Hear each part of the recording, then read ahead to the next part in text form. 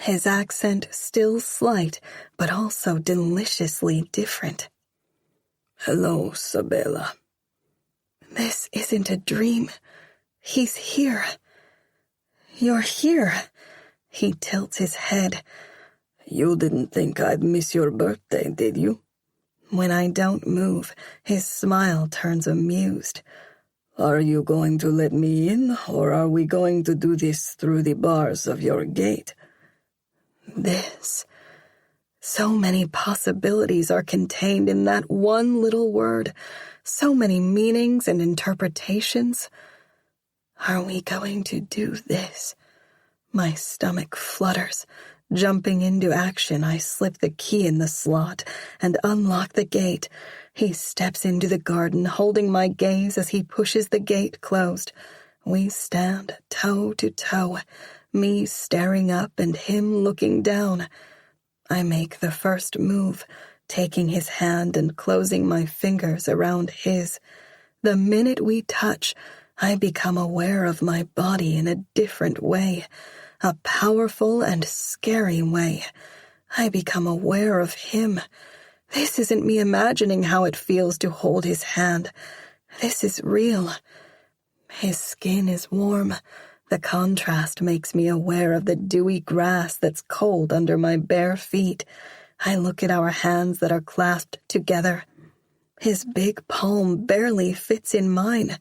The tone is darker than my tan. I tear my gaze from our hands to look at his face. My heart is beating so hard it aches. It hurts to breathe. For a beat, I'm scared, but I don't know of what. Of getting caught? No. It's a fear born from self-preservation. A little voice warning me that this man has the power to destroy me. I feel too much. It's the third time I see him, and he's already the center of my life. He seems to sense my hesitation. "Don't be afraid, Sabela. I'll always take care of you." Always. Always means forever. He's not the kind of person to throw words like that around carelessly. The statement is huge, but so is his presence. Everything about him is bigger than life. The world is too small a place for him. I sensed it that first time, but now it's so visceral I can taste it on my tongue. Then he smiles, and the warmth of it penetrates me, melting all those internal warnings and scary feelings. A sense of safety wraps around me. How can I ever be afraid while I'm holding his hand? Returning his smile, I pull him to the house. As I lead him through the door and up the stairs, our grasp changes. When we get to my room, I'm no longer guiding him by the hand. He's taken over, his strong fingers wrapped around mine in a firm and secure hold. We stop outside my door, facing each other. We don't need words to communicate. I get it. I know he's waiting for my permission. He understands me. He knows I want him to do this, whatever that means, not in a grainy night through the bars of the gate, but here in my room, where I've touched myself thinking of him. His smile never wanes. The gesture offers me gentle reassurance as he pushes down the handle and opens the door. He pauses, waiting for me to enter, giving me a choice. Only with him, there's never been a choice. When I step into my room, he closes the door. I turn. He looks at me, not vigilant and alert like outside, but cutting a slow path with his gaze over me, taking his fill. He starts at my toes and ends on my face, and then, finally, on my lips. He takes a step forward. I take one back. I don't want to run. The room just feels too small with him in it. His energy is overwhelming, his masculinity drowning me. In the light of the moon, something dark flashes in his eyes. He likes this, my flight and his chase. I may not be experienced, but I know it instinctively. Like on that first day, I'm out of my depth. He advances, I retreat. I'm not sure why. Maybe because he likes the game. Maybe because I like it too. My back hits the wall. He closes in on me, leaning a hand next to my face. Deliberately, he gives me an escape route, slipping his free hand in his pocket and leaving one side of our bodies open. His eyes are so dark, they glow like a demon's in his face. Even more captivating than those gleaming pools is what I see in them. Something deep and darker flows underneath. Something simultaneously disturbing and hypnotizing. Did you keep it for me? He asks, fixing his gaze on my mouth. I'm incapable of speaking. My chest heaves as I stare up at him, painful breaths trapped between my ribs where my heart is pounding. He pulls his hand from his pocket and brushes a strand of hair from my forehead. The touch is careful, tender. Did you save your first kiss for me? He knows the answer, but he wants me to say it. Yes, I whisper. Instead of softening his features, satisfaction turns them hard. The possession in his expression is so fierce, it almost makes him look cruel. When he lowers his head, I inhale sharply. His smell envelops me, a combination of citrus, cedar, and a man's clean skin.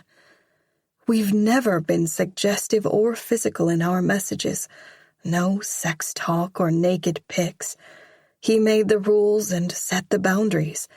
At some stage, I was worried our exchange was too platonic, that he wasn't interested in me like that. But all those doubts fly through the window as he lets me see the intention in his eyes.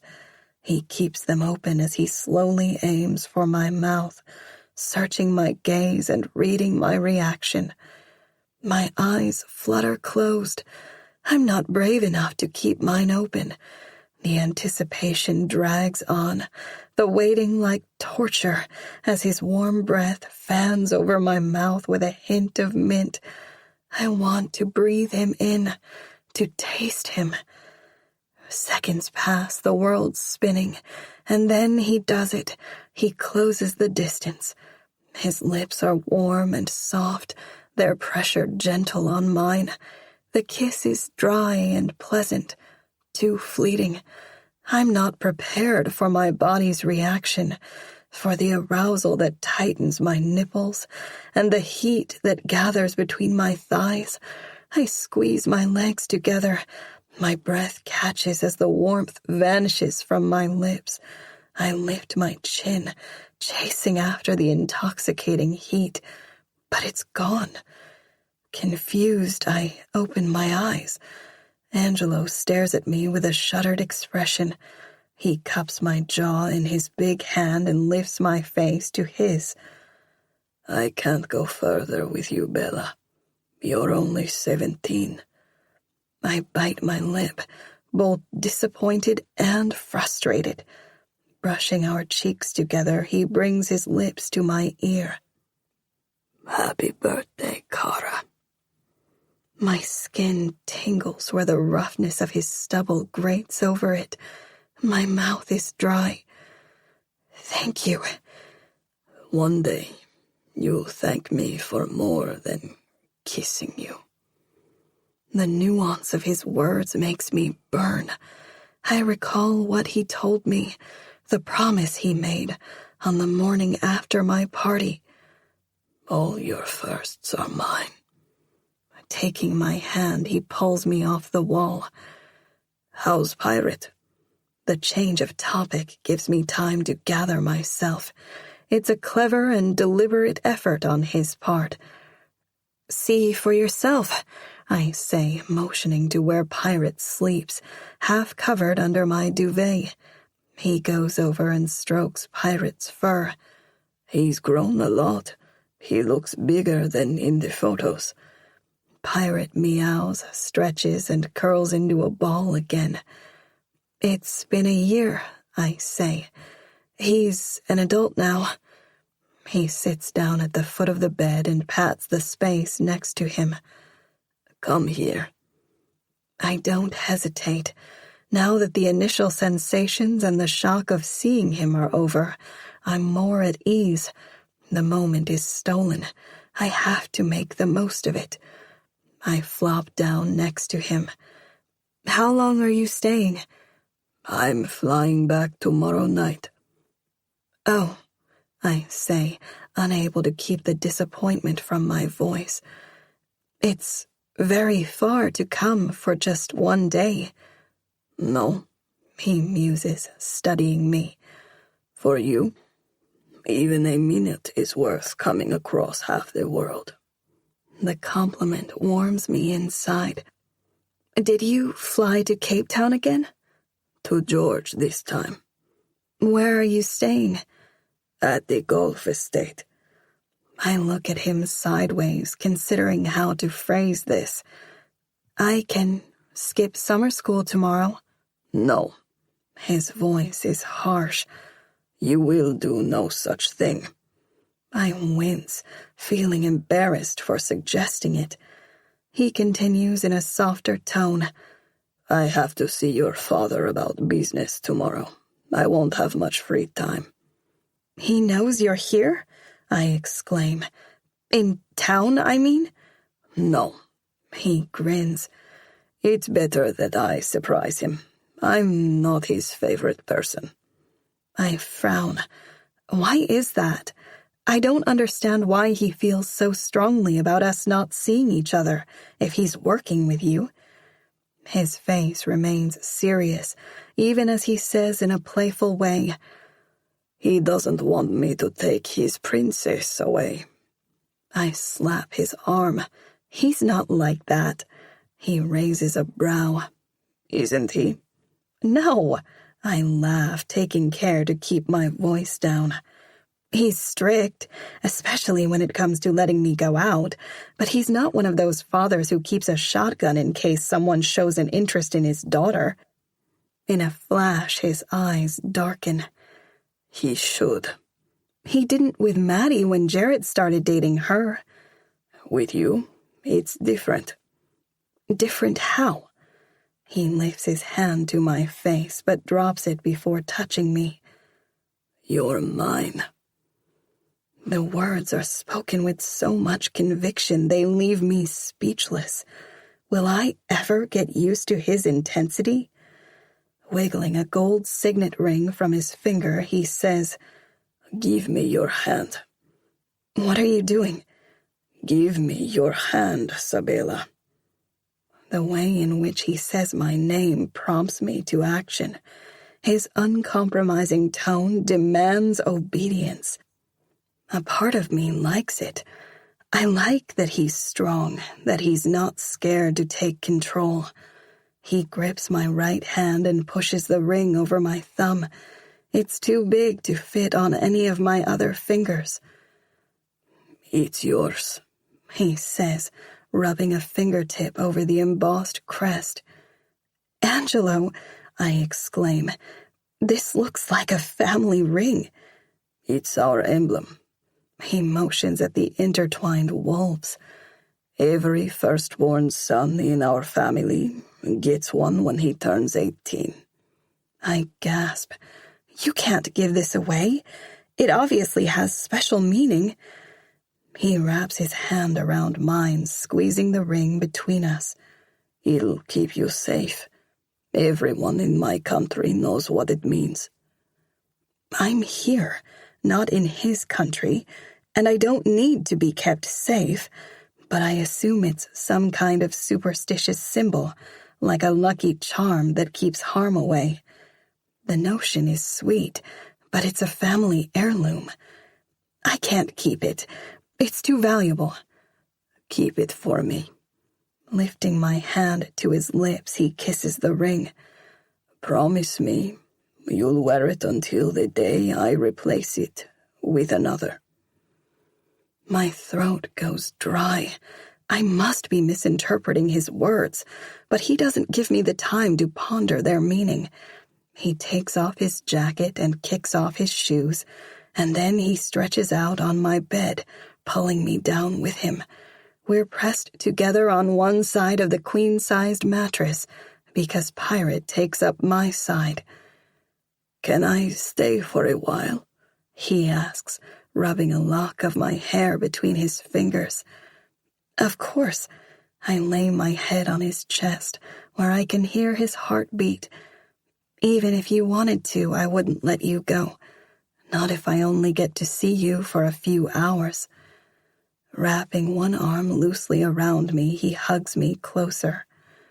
"I'll never miss a single one of your birthdays." I want to ask if that means I'll only see him once a year, but I don't want to spoil the moment. Surely if he's meeting my father about business, there's a chance he'll travel to George more often. I don't know for how long we're lying there in an amiable silence in the dark, simply enjoying each other's presence while Angelo runs his fingers over my arm. But at some stage, I must have dozed off, because when I wake up, he's gone. Chapter 12. I go downstairs on socked feet, with my jacket slung over my shoulder. I don't have to search. I remember the way to the study from my first visit to the house. After pushing the door open, I take a second to inspect the space like I always do when I'm in enemy territory. I inhale the air, the smell of wood polish and leather, and slide my gaze over the formal arrangement of books on the shelves.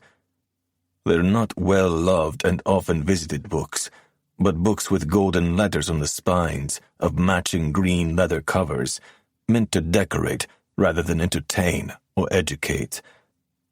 I'm not in a hurry. I take my time to cross the floor. At the desk, I drape my jacket over the back of the swivel chair and take my phone from my pocket. I use the screen light to look over the contents on a desktop, which include a laptop and stacks of papers. A framed photo of the Edwards family is posed in the corner. They're in a vineyard, smiling and looking happy. Edwards has more hair and his frame is leaner. He appears proud. His wife stands with a straight back, her smile polished. A young Matilda mimics her mother, standing tall and staring with a closed-lipped smile at the camera. Ryan looks up at his father. He must have been about 12. That would have made Sabella too. Her dark hair is tied into pigtails, the ends curly. She made a cute kid. If we have a daughter, I hope she'll take after Sabella. I notice how Matilda poses next to her mother, while Sabella is on her father's side, her small hand wrapped around one of his fingers. Ryan is in the middle, separating Edwards and his wife. They're not touching or posing with their arms around each other like loving couples do in photos. How close are they really?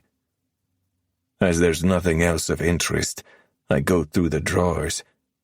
It doesn't take me long to find what I'm looking for. Edwards puts a lot of faith in his security system to leave his precious notebook lying around in an unlocked drawer. It's a mistake, a flaw in the system, and I'm good at sniffing out flaws and using weaknesses to my advantage. I turn the cover of the small black book. The handwriting is cursive and neat. The first inscription is dated 18 years ago.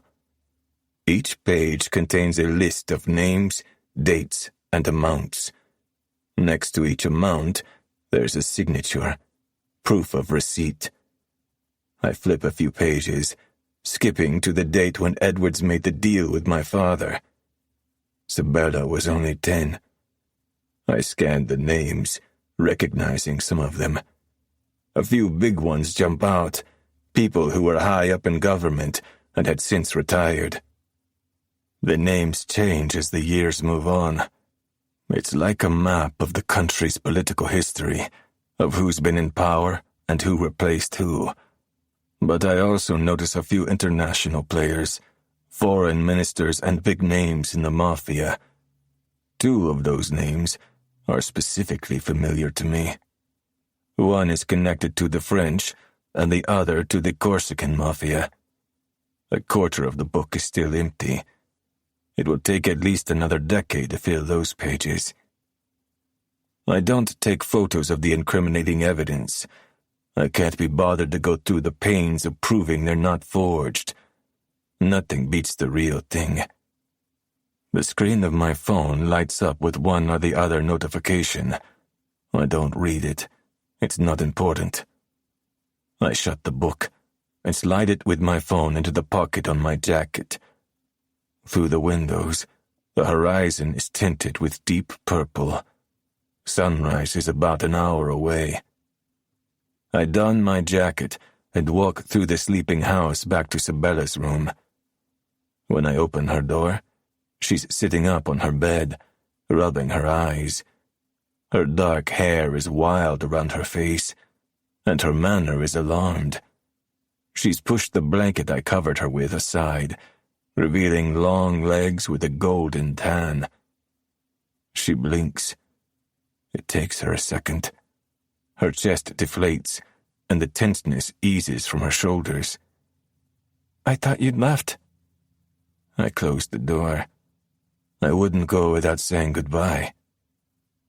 Almost absent-mindedly, she pats Pirate. "Where were you?" The lie falls easily from my lips. "Bathroom." Her eyes grow large. "What if someone saw you?" The moon has shifted. The darkness in the room is deeper, thicker. It's impossible to distinguish the black of her pupils from the rich brown color of her irises. It makes her look like a fragile doll with pretty glass eyes, utterly vulnerable and completely breakable. I was careful, I say, resisting the urge to cup her face and sample the smallness in my palm. I've already broken too many promises I made myself. She follows my movements with her gaze when I sit down and pull on my shoes. Hugging her knees to her chest, she asks, "Can't you stay a little longer?" I hear the longing in her voice, the desperation. I planted it there when I ensured she'd crave my presence. A year is a long time, but it's only a drop in the ocean in the bigger scheme of forever. It's almost 4. I keep my voice gentle, softening the unpleasant business of saying goodbye. It'll be light soon. She nods, biting her lip. It's tempting to promise that I'll visit more often. It's even more tempting to take her with me. What her father says doesn't matter anymore. Instead, I stand. She's 17. I shouldn't forget that. I'm too weak when I'm with her. Until she's 18, it's safer to keep my distance. Having done too much already, I kiss the top of her head. It's the only indulgence I allow myself before taking her hand and pulling her to her feet. I look around. My gaze falls on a sweater draped over the back of a chair. I take it and lift her arms before pulling it over her head. "Put on some socks and shoes," I tell her. The mornings are fresh here, cooler than the evenings, and the grass is always wet with dew. "You'll catch a cold." She takes a pair of socks from her dresser and obediently slips them on. I give Pirate a pat on his head while she fastens her sneakers. When she's ready, I lead her downstairs. "Put the alarm back on," I instruct when she's seen me out. She hugs herself, nodding, looking small behind the bars of the gate. I'll wait until you're inside, I say. She offers me a last smile before doing as I told her, returning inside and shutting the door. I appreciate the fact that she didn't make a big deal out of saying goodbye. When the red lights of the cameras on the walls blink on, I make my way to the rental I parked in the cul-de-sac. The notebook sits snugly in my pocket, the ticket to my rightful place, and in it, the evidence that will change everyone's future. Chapter 13. The news of last night is so exciting. I can't wait to tell Colin about it. It's his mom's turn to drive us to summer school, so I can't say anything in the car. We arrive at my school, where the mixed classes for the 11th grade boys and girls are presented each summer, with only a minute to spare, which means my big news will have to wait until we get home, after 5. The whole day I'm in the clouds. I can't stop touching the heavy gold ring on my thumb. I barely manage to concentrate on the math exercises. When the tutor asks me a question, I look up from my book in a daze, lost in my daydreaming. Colin, who sits one row in front of me, looks over his shoulder with a frown. I never get a question wrong, let alone having to ask the tutor to repeat the question. "What's up with you today?" Colin asks when we finally gather our books at 5. "I'll tell you later," I say with a grin, swinging my backpack over my shoulder. "You need that A for math if you're to make it to the final selection for uni." He takes the heavy bag from my back. "You can't afford to screw this up." I skip ahead of him to the exit. "I won't." When we come down the steps, Mrs. Taylor, Colin's mom, honks the horn to pull our attention to where she's parked in the shade of an oak tree. She gets out and leans against the car, waiting for us with a smile. Emmeline Taylor is petite with blonde hair and blue eyes. On days like these, when her hair is tied into a ponytail and she's wearing her gym leggings and t-shirt, the resemblance between her and Clara is uncanny. Colin dumps our bags in the trunk and shifts behind the wheel. Mrs. Taylor takes the passenger seat in the front. Since we've gotten our learner driver's licenses, Mrs. Taylor lets us take turns to drive when it's her week to carpool. "Hi, Mrs. Taylor," I say, getting into the back. "Hey, Bella," she twists in her seat. "How was class?" "Okay." Colin shoots me a look in the rearview mirror, but he doesn't say anything. He starts the engine and focuses on driving. Mrs. Taylor asks me how my birthday dinner was, and if we have news about Ryan and Celeste's baby.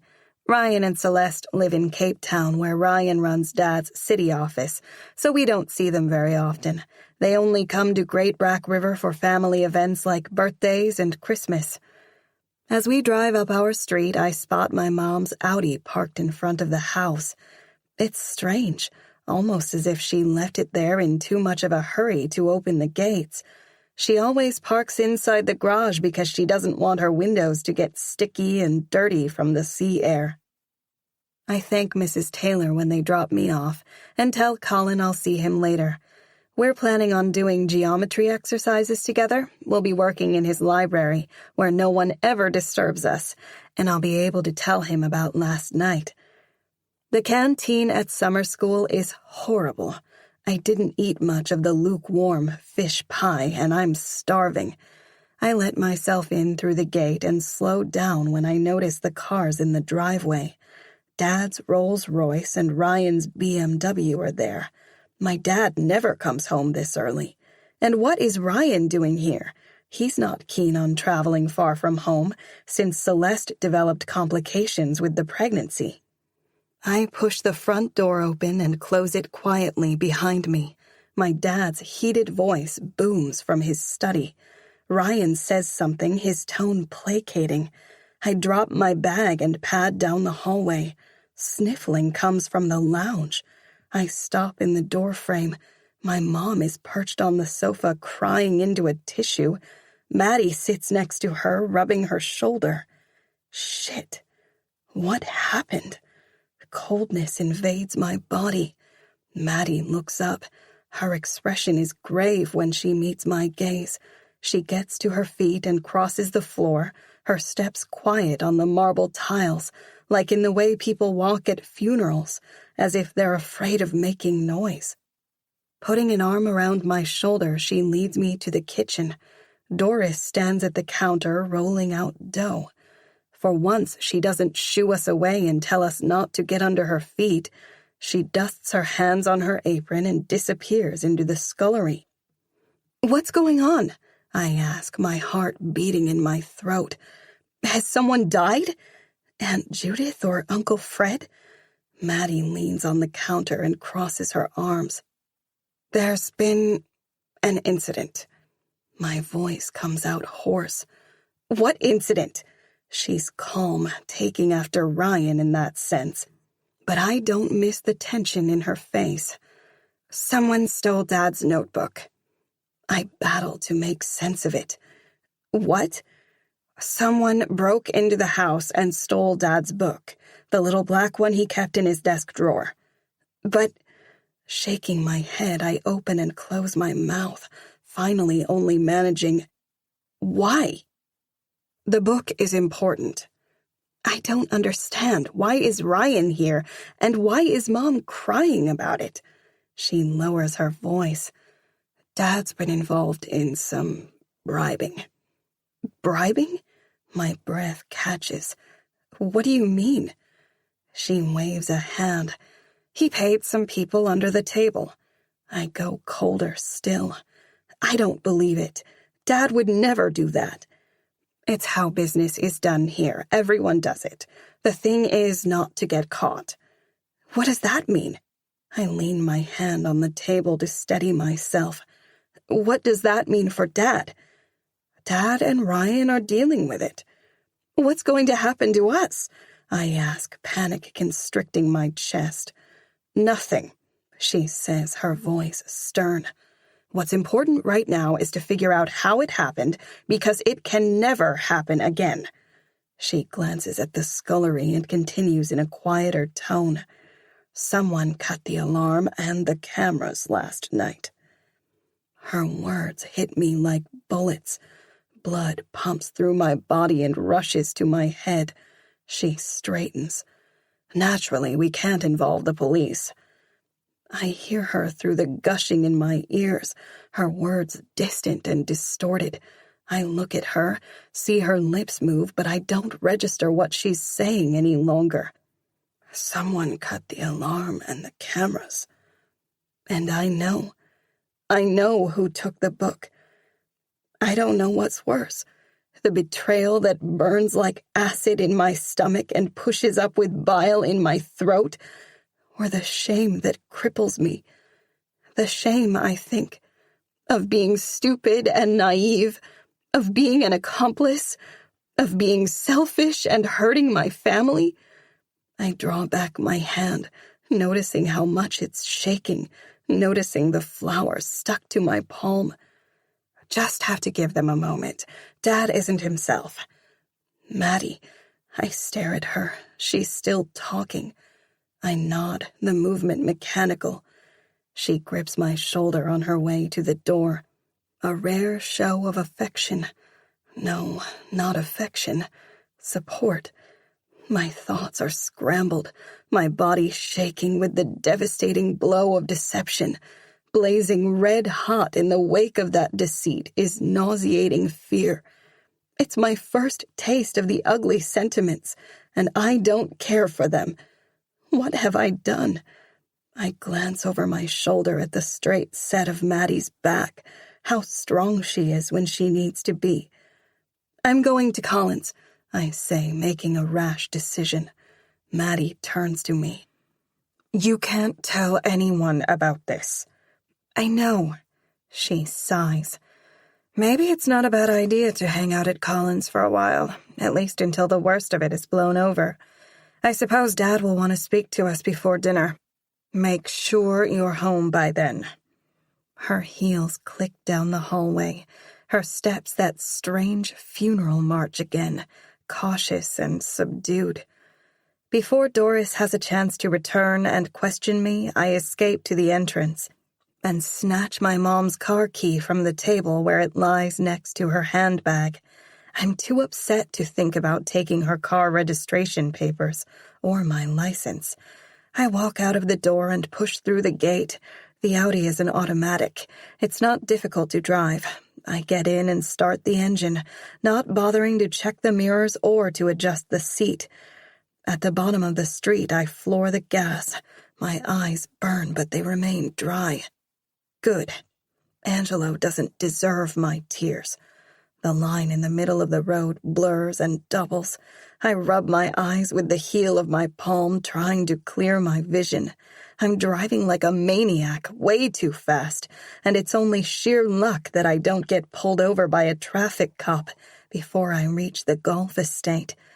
I park in front of the main entrance of the hotel and stalk inside, ignoring the valet who stares after me. At the counter, I catch a glimpse of my reflection in the mirror. My mascara is smeared in dark circles around my eyes, and my expression looks wild. The people in the reception area steal glances at me. They're dressed in fancy golf clothes or formal office attire.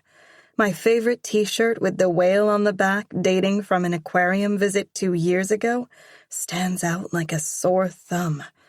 So does my faded and authentically ripped jeans, but I don't care.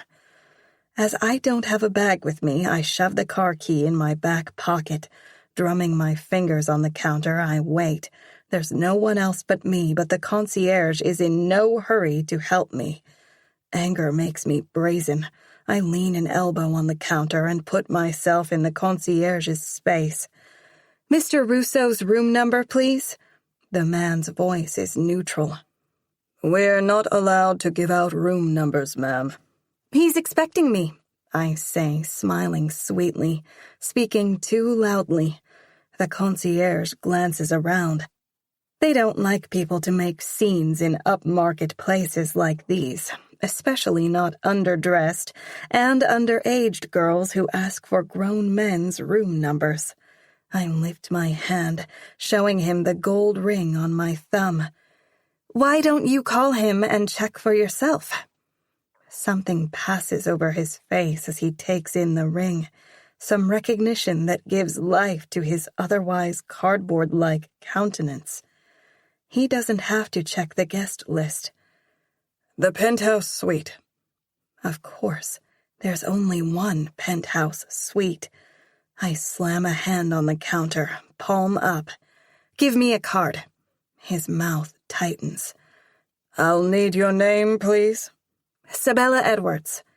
He quirks an eyebrow but says nothing. His long, spidery fingers clack over the keyboard as he types.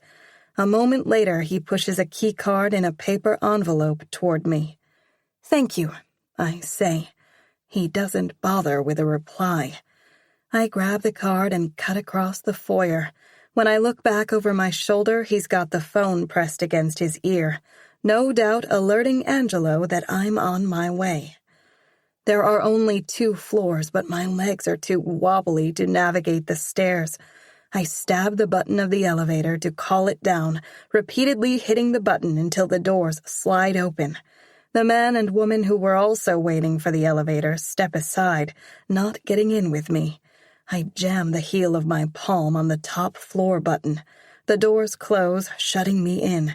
I turn in a circle like an animal in a cage, willing the numbers to light up more quickly. The soft, generic music that plays through the speakers in the ceiling does nothing to calm me. It only agitates me more. When the elevator stops, I squeeze through the doors before they're fully open. There's no hallway, just a foyer with a burgundy carpet and silver wallpaper embossed with fleur-de-lis. The only door on this level opens before I reach it. Angelo stands in the frame wearing a black shirt, dark pants, and an inscrutable expression. All the fury I felt since Maddie's words had ripped into my heart bubbles to the surface. I'm blind with rage as I storm across the floor, plant my palms on his chest, and shove him with all my might. My effort doesn't move him an inch. He steps back into the room of his own accord, letting me in. Raising my arm, I slap him hard across the face. My handprint lies red on his cheek when I pull away. I lift my hand again, but this time he catches my wrist. I yank free. How could you? He moves around me and closes the door. I turn, circling with him, unwilling to give him my back. How could you do something like that? He only looks at me with gleaming eyes. You used me, I say, stepping away from him, my palm burning and my hands shaking. He doesn't deny the accusation. You planned this for a whole year. My voice quivers. Tears prick at the back of my eyes when I realize how deep his deceit runs. That's why you gave me a phone. Not only, he says with a stoic face. Fuck, that hurts. I gnash my teeth, forcing back the tears. I will not show him how effectively he's broken me into pieces. The only thing he deserves to witness is my loathing. I shove him again. How could you? He just stands there taking my abuse. Damn you, Angelo Russo, tell me! The volume of my voice rises to a hysterical level. Why? Why did you do it? What are you going to do with the information you stole? Still, he says nothing, shows nothing. No emotion, no regret. Done. I'm done with this. The this he didn't want to do through the bars of a gate last night had nothing to do with me. It was all about stealing information from my dad. I utter a wry laugh. He couldn't steal that through the bars of our gate. No, he needed me to switch off the alarm and let him in. And I did it. I invited him in, welcoming him like a wolf in a lamb's pen. He walks to a wet bar in the corner and pours a glass of water. I take in the surroundings for the first time. The spacious lounge that opens onto a balcony with potted trees, the canopy bed in the adjoining room, and the home gym in front of the big windows. He pats the glass on the coffee table in front of me. You need a drink. I feel like throwing that water in his face. But I've already assaulted him physically, and it's not how my parents raised me. I don't like this person, the one I become when I'm with him. Juice, perhaps? He asks. You're an asshole. His mouth lifts in one corner. Maybe I should add some sugar for that mouth of yours. I've tried. I'm not going to get answers from him. There's no closure for me here, no reasons or excuses. I hold out my hand. Give me the book. It won't make a difference. The information has already been copied and stored in the cloud. I'm going to tell my dad. You know that, don't you? It doesn't matter. He already knows. That was your business with him? I exclaim. You son of a bitch. What do you want, money? Are you blackmailing him? Is that it? His tone is level. If your father was a man of his word, this wouldn't have been necessary. I don't know what you're talking about, but it doesn't change the fact that you manipulated me or that you're using stolen information to blackmail my dad. I did what had to be done for us to be together, he says matter-of-factly. Us? My chuckle is ugly. Do you seriously think I'll ever be with you after what you've done? One day you'll understand. Never, I spit out. We'll never be together. His look turns calculated. Then you better think again, Kara. You're mine. We belong together. Nothing will change that. I'll kill for you if that's what it takes. Oh my God. He's not just bad. He's the definition of evil. The love he kindled inside me and so carefully cultivated is like poison. If I don't cut it out of my heart, it'll kill me. My dad was right. I've been Angelo's fool, and I'm no longer playing the idiot for him. Stripping the ring from my thumb, I throw it on the table. It clatters over the glass before rolling off the edge and hitting the carpet with a thud. I don't ever want to see you again. Stay away from me and my family. I turn on my heel and head for the door, but I don't make it 2 steps before Angelo wraps a big hand around my throat and pulls me back. The action breaks my momentum. I stumble, my back hitting the wall of his chest. He squeezes, pressing his fingers on sensitive spots. You're not so quick to like me, now that you've seen my true nature. It almost sounds like an accusation. Lowering his head, he brushes a whisper over my ear. That ring stays on your hand until I replace it with another. Have you forgotten so quickly? I step away and spin around. Keep your ring. I don't want it. You'll wear that mark on your finger or branded into your skin. Your choice. My lips part. He must be joking. He's not. He bends, picks up the ring in no hurry, and takes a Zippo lighter from his pocket. It's the same one he used to light a joint when we first met. I watch, horrified, as he flicks the lighter and holds the ring under the flame. He's bluffing. I look between his impassive face and the blackening surface of the ring, unable to believe he'll go through with it. I prefer that you wear it on your finger, he says. But as I said, it's your choice. When he kills the flame and reaches for me, I shrink back. His fingers curl around my bicep, dragging me closer. I fight his hold, clawing at his forearm, but my efforts have no effect. He brushes my hair over my shoulder, taking care not to touch my skin with the ring, and kisses a spot on my neck. A shudder runs through me. He's going to do it. Right there where he pressed his lips on my skin.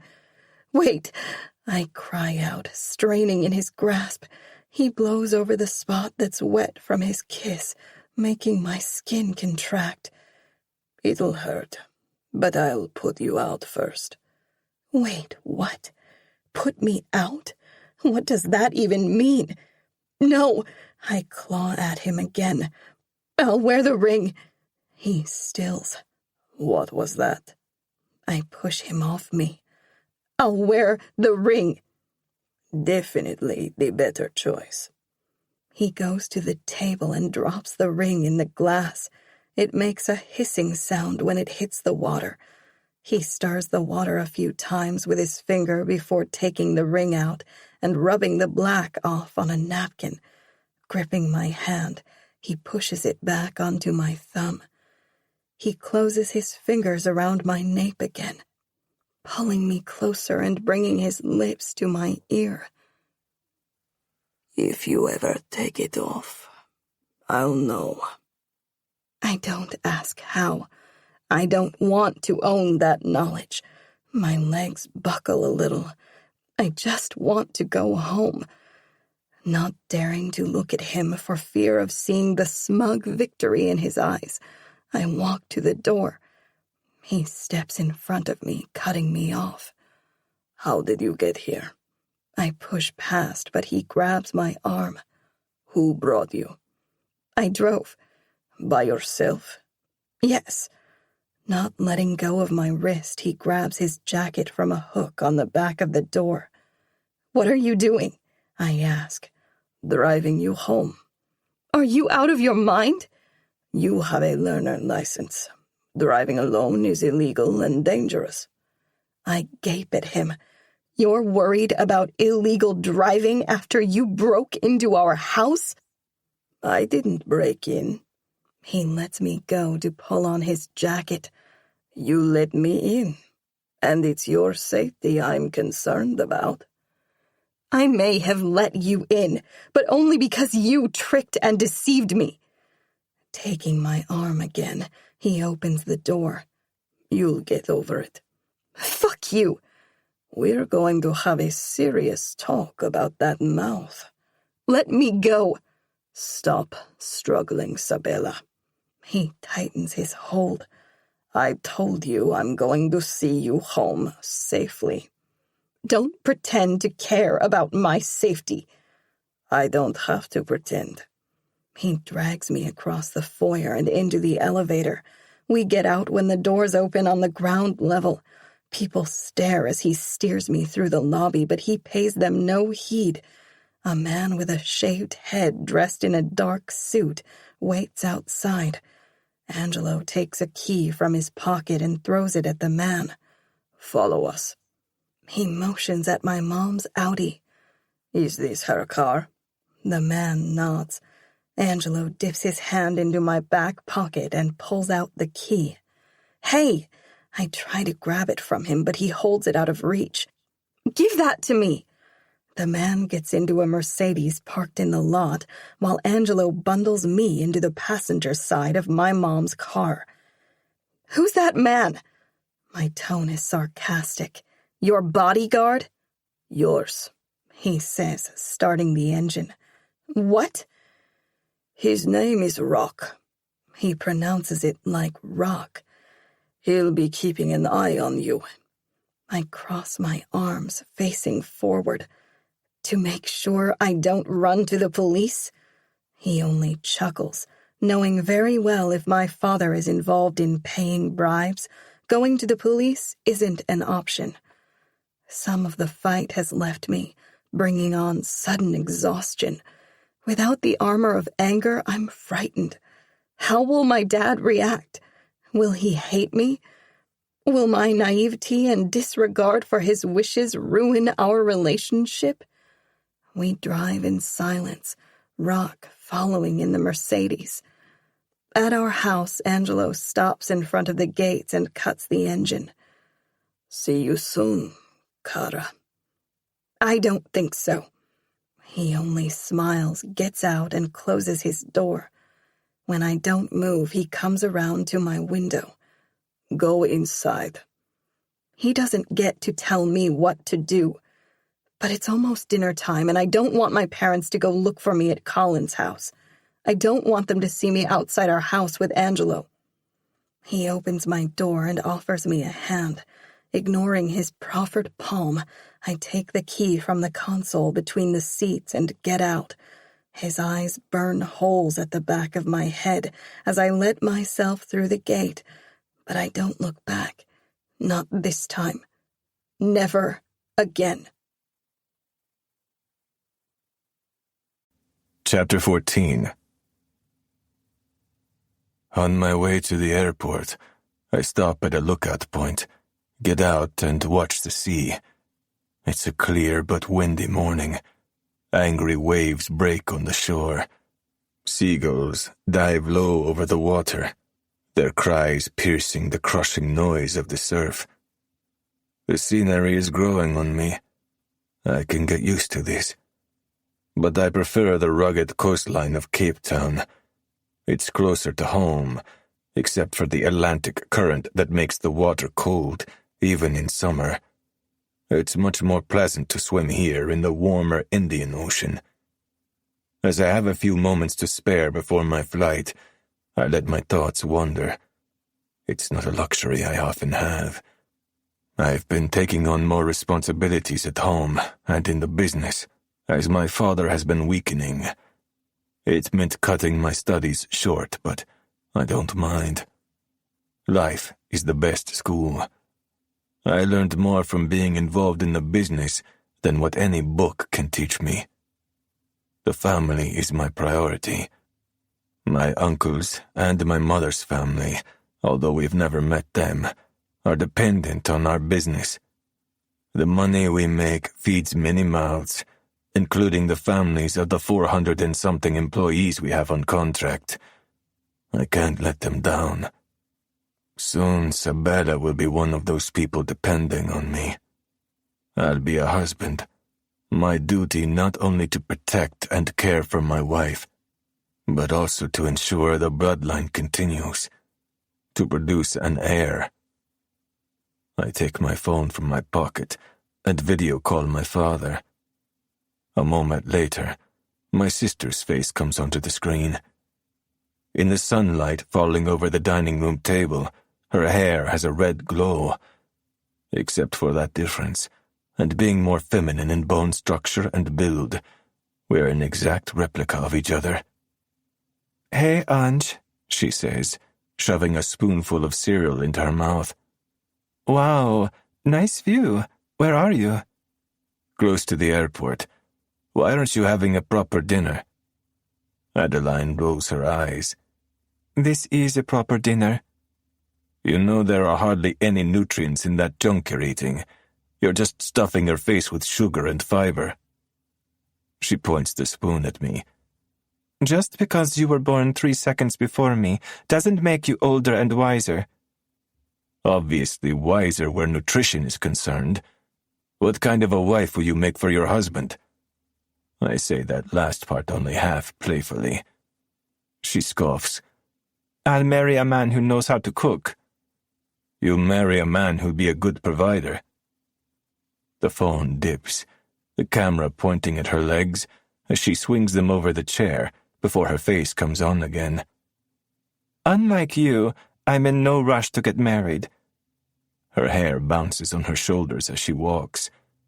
"I'll finish my degree and see the world first."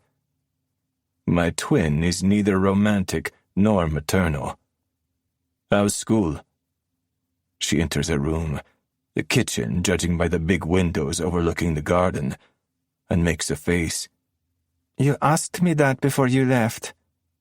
She taps a finger on her lips. "Let me see. Yesterday?" "Cut out the sarcasm. You had an economics test. You didn't think I'd forget." She's all bubbly and sparkly, her grin showing off her white teeth. "How sweet of you to remember." I can't resist a smile. "Sarcasm, Adeline?"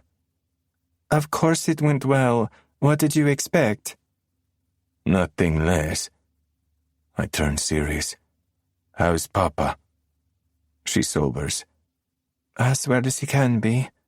Mama is feeding him soup. He was waiting for your call. He asked me to answer his phone while he was napping." "Can you put him on? I have news. Good news. It'll cheer him up." "Sure.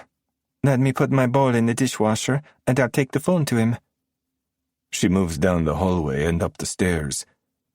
"Want me to pick you up at the airport tomorrow?" "Absolutely not." My tone is stern. "You're not driving the boat to Marseille."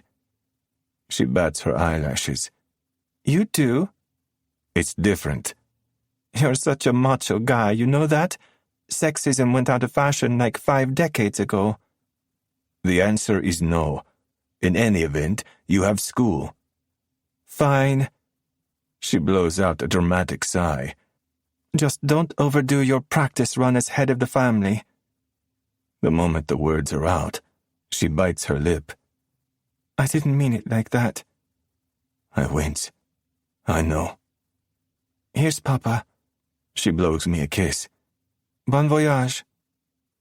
There's shuffling, the camera zooming in on blankets before my father's face fills the screen. His eyes are red and sunken with bags underneath. The ashen color of his skin shocks me like it does every time I look at him. My mother is next to him, pressing a cloth on his forehead.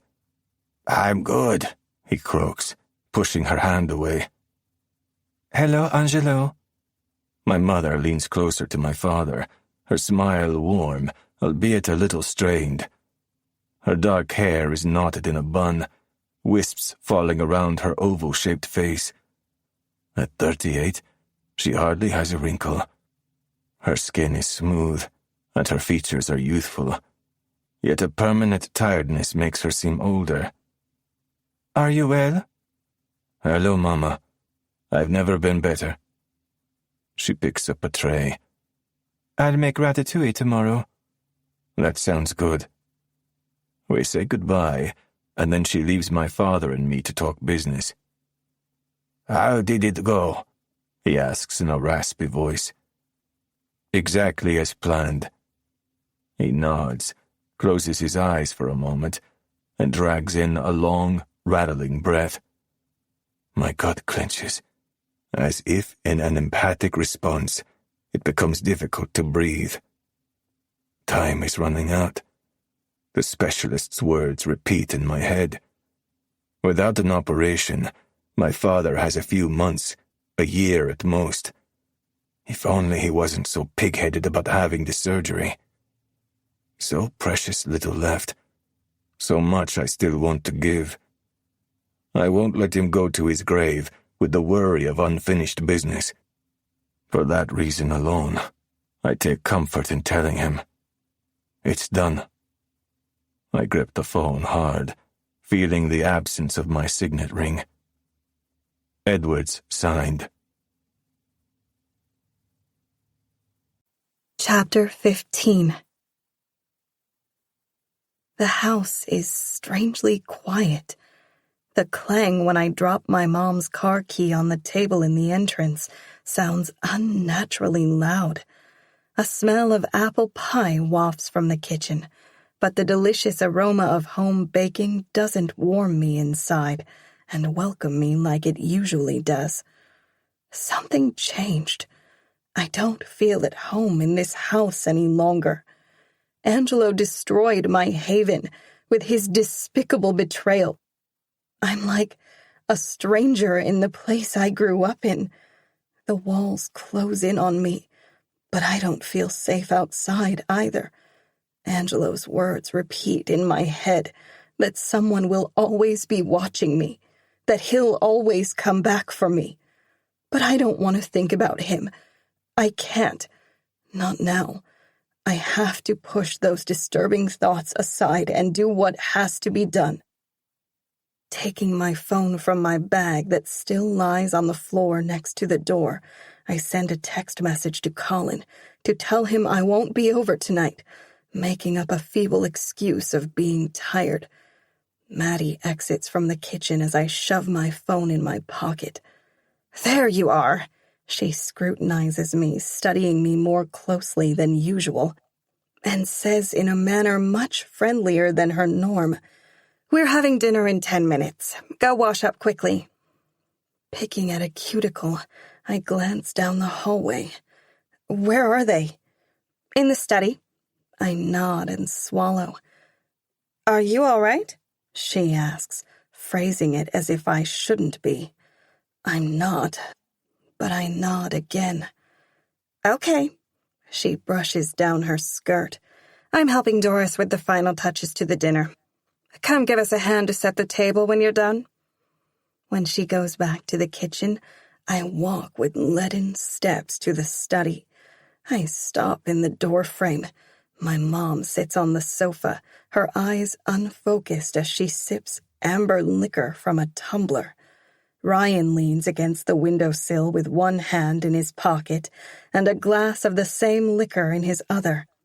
My dad sits behind his desk, staring into space, his drink standing untouched in front of him. All three of them turn their gazes to me. As always, Ryan's face is impassive and his expression neutral. My mom's jaw is set into a hard line, her brown eyes glittering with something akin to helpless anger. My dad appears tired and dejected, and it sends a jolt of panic through me, because Dad is invincible. I've never seen him looking so beaten. My mom clears her throat. She's the first to speak, always taking charge of the difficult conversations like the birds and the bees and lessons in morals.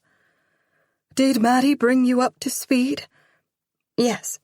I avert my gaze, unable to look them in the eyes. "It was me."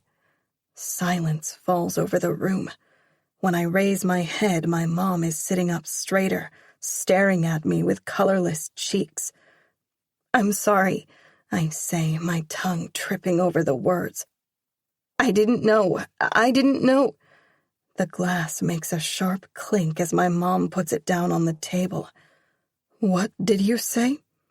I glance between them, from the shock on Mom's face and the sorrow on Dad's to the nothingness on Ryan's. "I deactivated the cameras and the alarm. It was me." Mom stands, her arms stiff at her sides. "Why would you do something like that?" I fix my gaze on a spot on the carpet. "To let Angelo inside the house?" Another stretch of silence follows, tying my stomach in knots. I wish someone would say something. The quiet judgment is worse than the verbal lashing I deserve. When I dare to lift my head again, my parents are observing me with disappointment, incomprehension. Even Ryan's habitual emotionless face shows pity.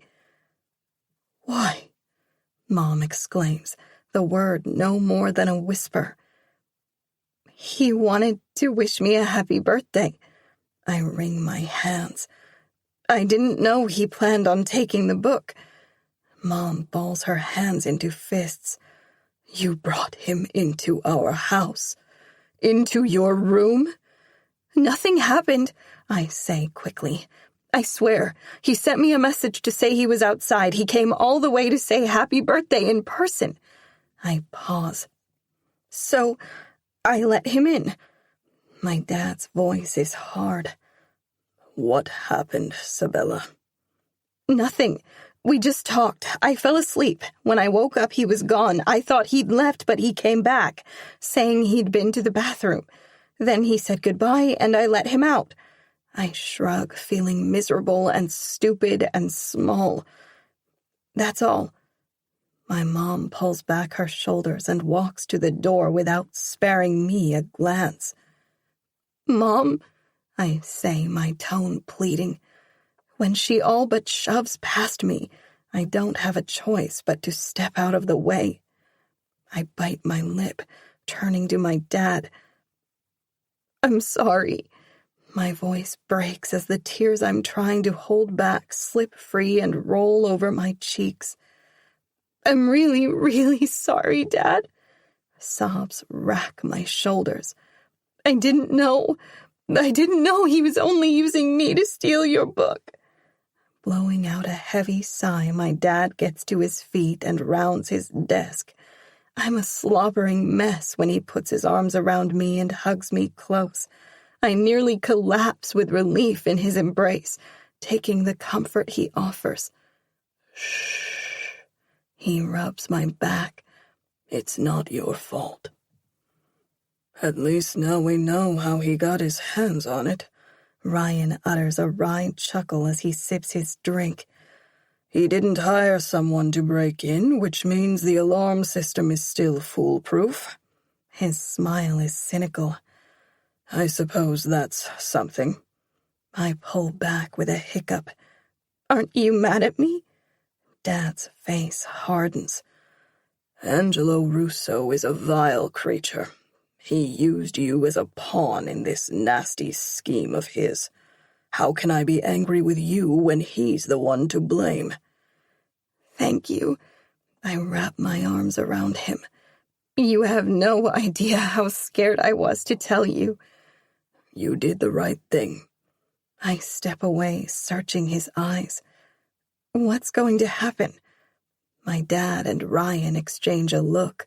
I turn to Ryan. Why did he take the book? What is he going to do with it? In my peripheral vision, Dad clenches his jaw.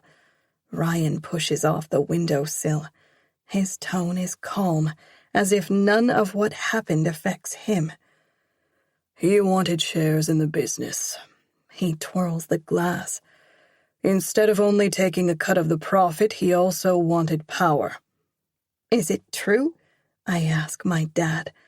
About the bribes? Dad's smile is drawn. A necessary evil. I take his hand, brushing my thumb over the onyx wedding ring on his finger, tracing the square stone like I used to do when I was little, and Dad held my hand. Isn't there another way? Dad checks his watch. Your mother is waiting for us. We better have dinner. I'm sorry. I squeeze his hand. I'm sorry I didn't listen to you. Fresh tears build behind my eyes. It'll never happen again. I know, darling. Dad pauses. You only saw him this once. If there were other times, you have to come clean about them now. Only last night. Dad considers me for another beat, and then he nods. Go clean up your face. The food is getting cold. My shoulders sag as I walk to the bathroom and wash my face. My father lost shares in his business, and it's my fault. Because of me, he had to give a part of his hard-earned company to the Russo family. If Angelo used the bribing to blackmail my father into signing over a part of his business, then Angelo is condoning the bribing too. It's a bitter pill to swallow. A part of me wishes I never learned the truth. I don't like to think this house and everything else was bought with dishonest means. Dad has never involved us in his business.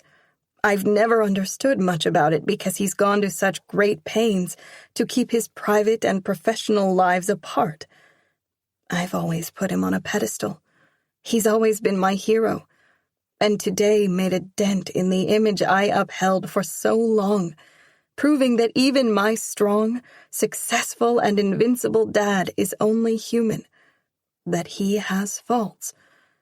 I suppose he feels the same about me, realizing that his little girl isn't so perfect or obedient after all. After drying my face, I go downstairs. Ryan stays for dinner. Maddie keeps on stealing glimpses at me during the meal. I'm sure Ryan told her what happened. Mom stares at her plate, saying nothing. Dad is equally quiet. I'm relieved when the ordeal finally comes to an end. Mom wants Ryan to sleep over, seeing how late it is, but he prefers to get back to Celeste. After saying goodbye to my brother, I can finally escape to my room. I lie awake for most of the night, finding comfort in petting Pirate. When dawn breaks, I send Colin a message to say I'm not going to class. He asks if I'm sick, so I think up another lie and tell him I'm having my period. The cramps and headaches are often so bad that Mom lets me stay at home instead of going to school. It's a feasible excuse. Dad has already left for the office by the time I go downstairs. Mom isn't surprised when I tell her I'm not going to class. She meets the news with an uncharacteristically indifferent attitude. I'm not hungry, but I force myself to eat peanut butter and banana toast. Then I pull on my bathing suit, grab my beach bag, and slip past Maddie, who's having her breakfast on the veranda while talking to Jared on the phone. She's no doubt updating him on yesterday's events, telling him what I've done. The way everyone is tiptoeing around me only makes my guilt worse. I feel dumb and humiliated. Awful. I just have to get out of the house. I use the footpath to climb down the dune and jog to the beach. It's peak holiday season, but the nearest umbrellas are planted on the other side of the lagoon. Thanks to being private, our beach is always quiet. Grateful for not having to face people, I leave my bag in the cave and take out Angelo's phone. There are 2 new messages, one from last night and one from this morning. I delete them without reading either. I should have told Dad about the phone, but I couldn't bring myself to hurt him more than I already have. I drop the phone in the bag with the underwater camera that I clip to a utility belt around my waist and step out into the sun. The heavy ring on my thumb catches the light. I grit my teeth as I look at it, wishing I could throw it into the sea, but Angelo said he'd know if I'm not wearing it. His threat is still too fresh in my mind. The seriousness of his actions told me he wasn't joking.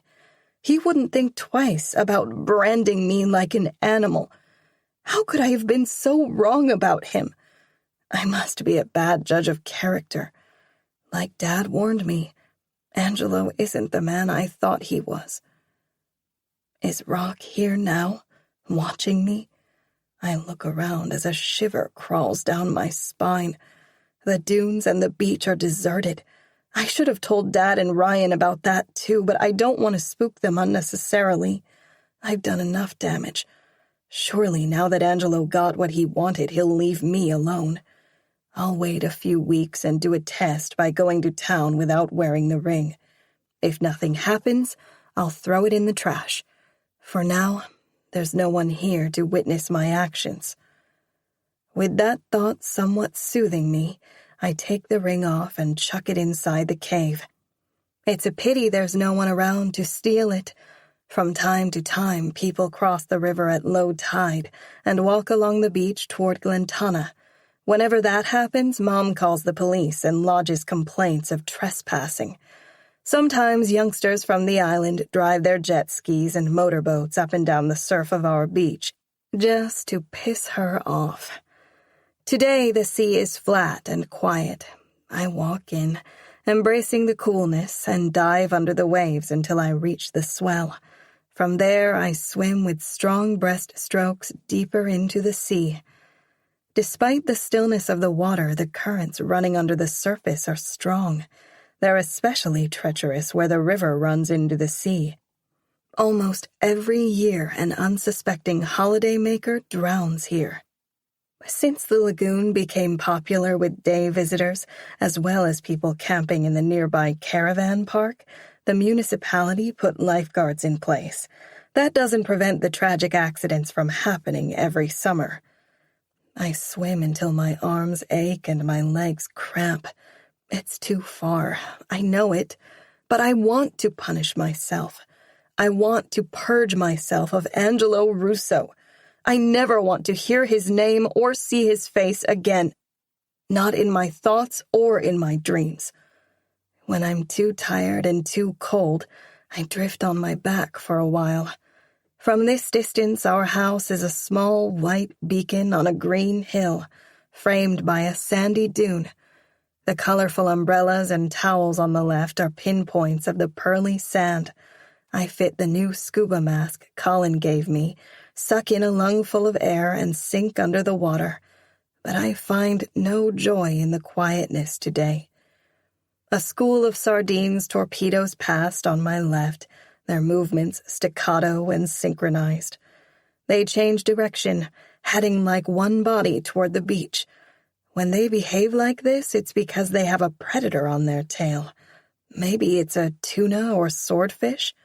I turn in a circle under the water, and then I see it. Not even 5 meters away, a great white shark of at least 10 meters glides through the water. I've never seen such a big one, and never in the sea. My only acquaintance with great whites was at the aquarium. My pulse spikes. The beat of my heart thrums in my temples. I forget that I need air. I forget everything but the sight in front of me. Unzipping the bag on my belt, I take out the camera and activate the video. The majestic hunter passes a few meters in front of me. The visibility is good, the light that pierces the dark blue water making the gray body and white underbelly shimmer. As my hands are occupied, I have to pedal with my feet to turn, following the predator as it circles me. The blood pumping through my body gushes in my ears. The shark swims away, turns, and heads with full speed straight at me. I try to remember what I read. Don't swim away. Don't behave like prey. The best defense is a fist on the gills, not on the nose. I take in the eyes, glassy like marbles, and the half-open jaw studded with spiky teeth that oddly resembles a smile. It's so close I can make out the sandpapery surface of its skin. I brace myself for the impact. I don't know how much it weighs, but I have no doubt a collision will do damage, if not knock me unconscious. At the last minute it changes direction, zipping to the right. It's probably sniffed me and figured out I'm not a snack it's familiar with. Great whites aren't aggressive by nature like Zambezi sharks. Most accidents happen because they mistake surfers for seals. The shark turns around and circles me again. I'm calmer now. I think it knows I'm not food. The adrenaline coursing through my body is more from a rush of excitement than fear. The predator passes me slowly, and then it shoots away, disappearing into the same direction as the sardines. Desperate for air, I kick up and break the surface. For long seconds, I do nothing but drag oxygen into my lungs. When my breathing settles, I switch off the video, making sure to save it.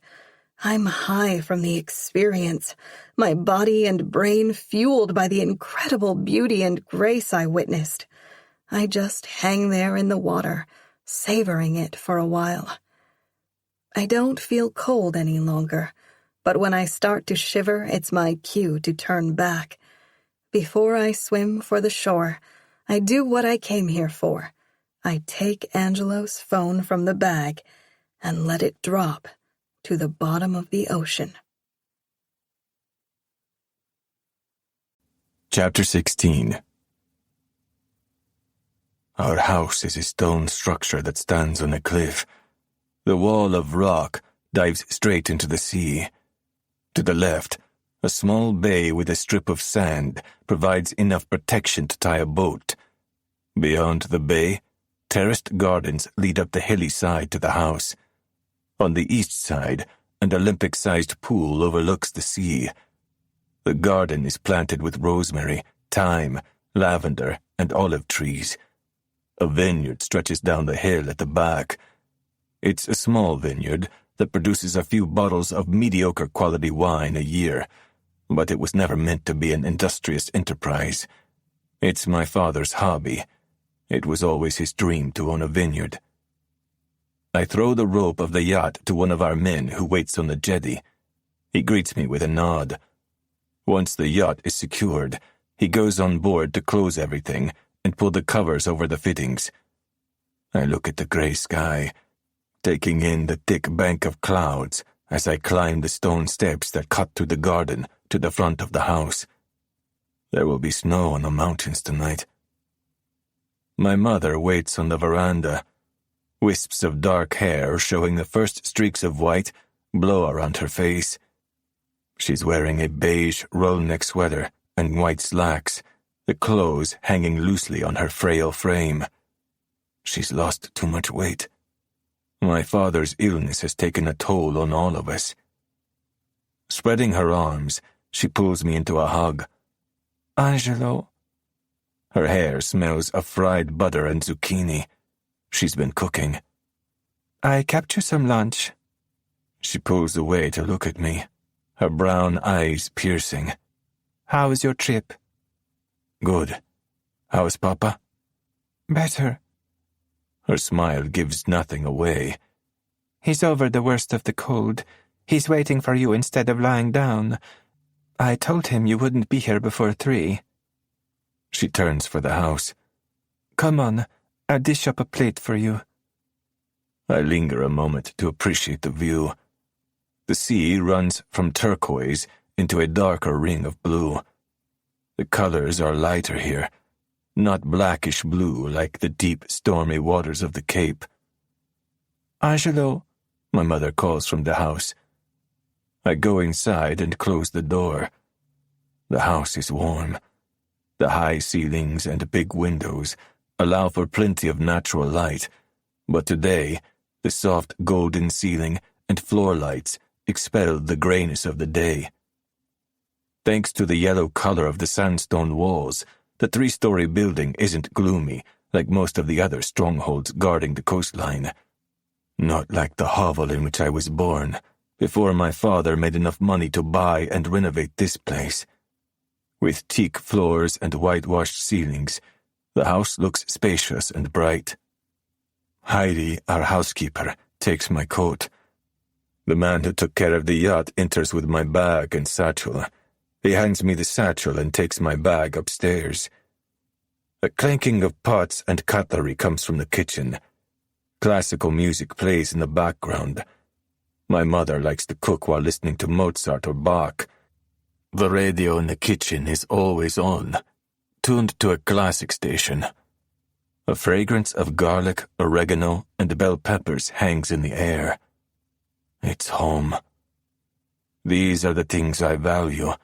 My mother humming in the kitchen, Mozart playing on the radio, the smell of fried aubergine and garlic, and the sourdough rising in my late grandmother's big porcelain bowl under a kitchen towel on the table. It's the only thing my mother brought with her when she married my father. That bowl with the blue flowers painted around the rim. A bout of coughing pulls me from my peaceful state. I walk to the library. My father sits on a chaise in front of the fireplace with a blanket over his knees. He's twirling a glass of red wine in front of the flames, studying the color in the light. A box of cigarillos lies open on the coffee table. I go over, squeeze his shoulder, and pull up a chair. He takes a sip of the wine and sloshes it in his mouth before swallowing. The grapes had too little sun last year. Too much wind, perhaps. I sit.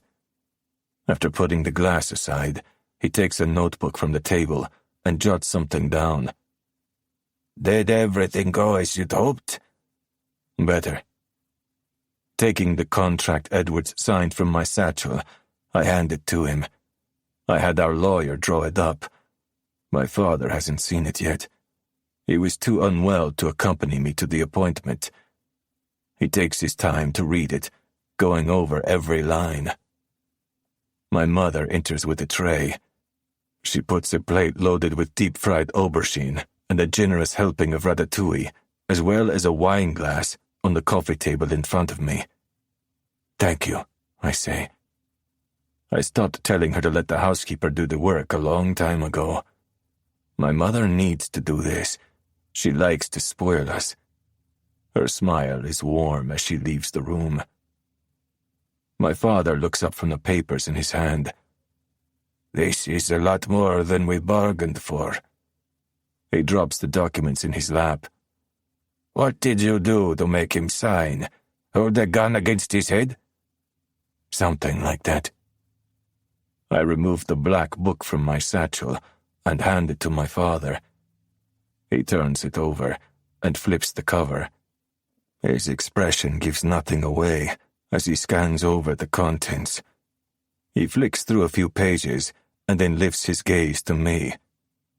How did you get it? Walked into his house and took it. He doesn't ask how. It's not important. If you have the book, you don't need the girl.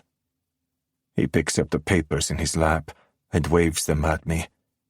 Not with this. I tense at the mere sound of that. Taking the bottle from the side table between us, I pour myself a glass of wine. The deal is on. Why? I taste the wine. My father is right. It's too tannic. She was promised to me. That's your reason? Do I need another reason? You told Edwards to his face the wedding will happen no matter what. It's your honor I'm protecting. Your word. Is that the only reason? Or is it because you liked what you saw a little too much? No one takes away what belongs to me. Whether I liked or hated what I saw didn't matter before. Why would it make a difference now? Because, by your own design, you have a chance to make a choice. You can pick and choose from all the single women. You can marry for looks, or love, or money, or whatever you please. Few men of our standing have that kind of freedom. Your cousins don't. Your uncles and I didn't. You love Mama. He coughs, gargles, and clears his throat before continuing. It took time, and I can tell you it wasn't smooth sailing. It helps that your mother is a good woman, with an iron will, who knows her duty and who loves her family.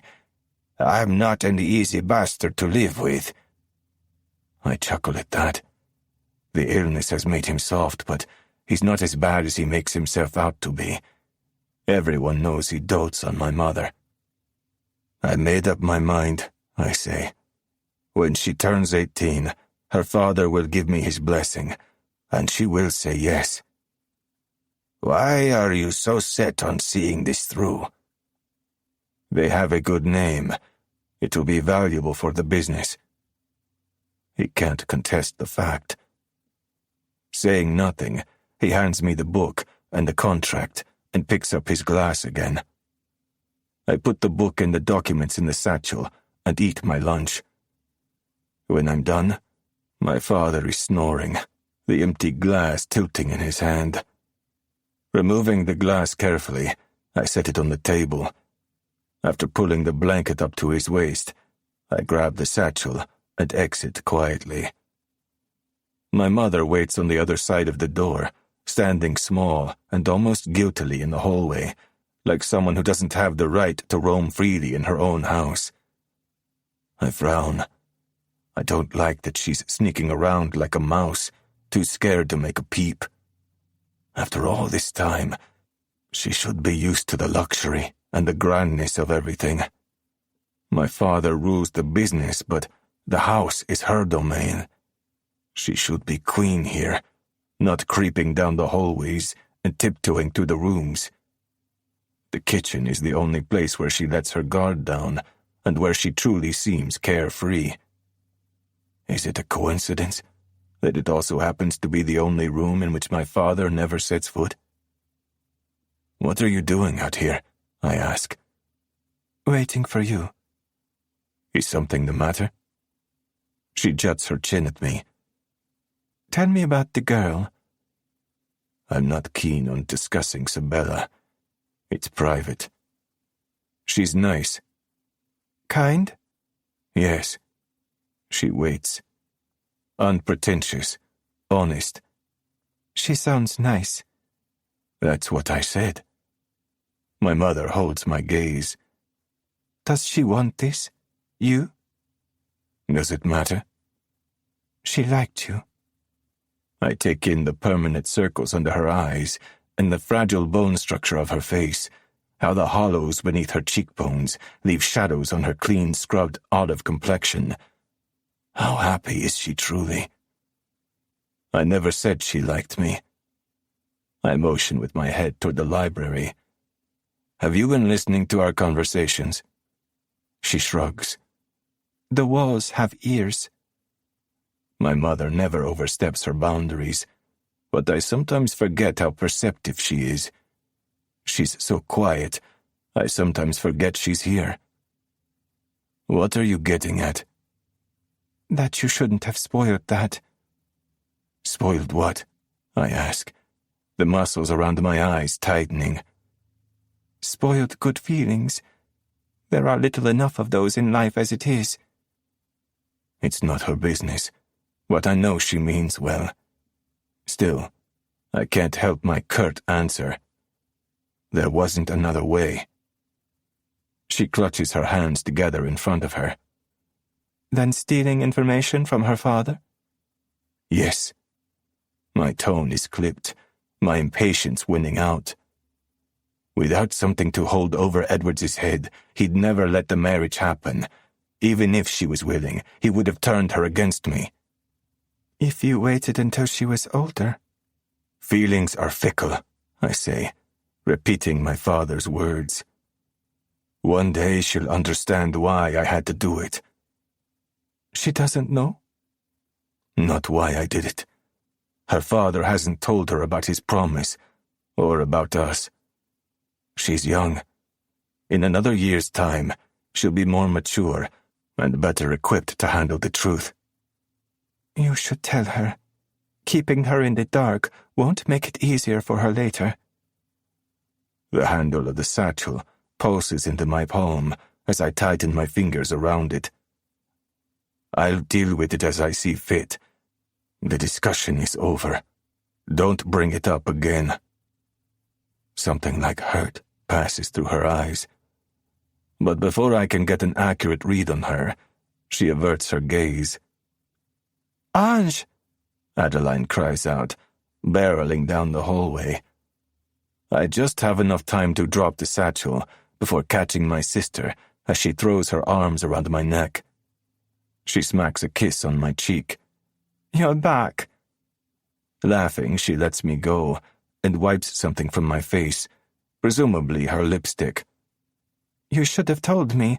I would have come straight home after my last class instead of going to the library.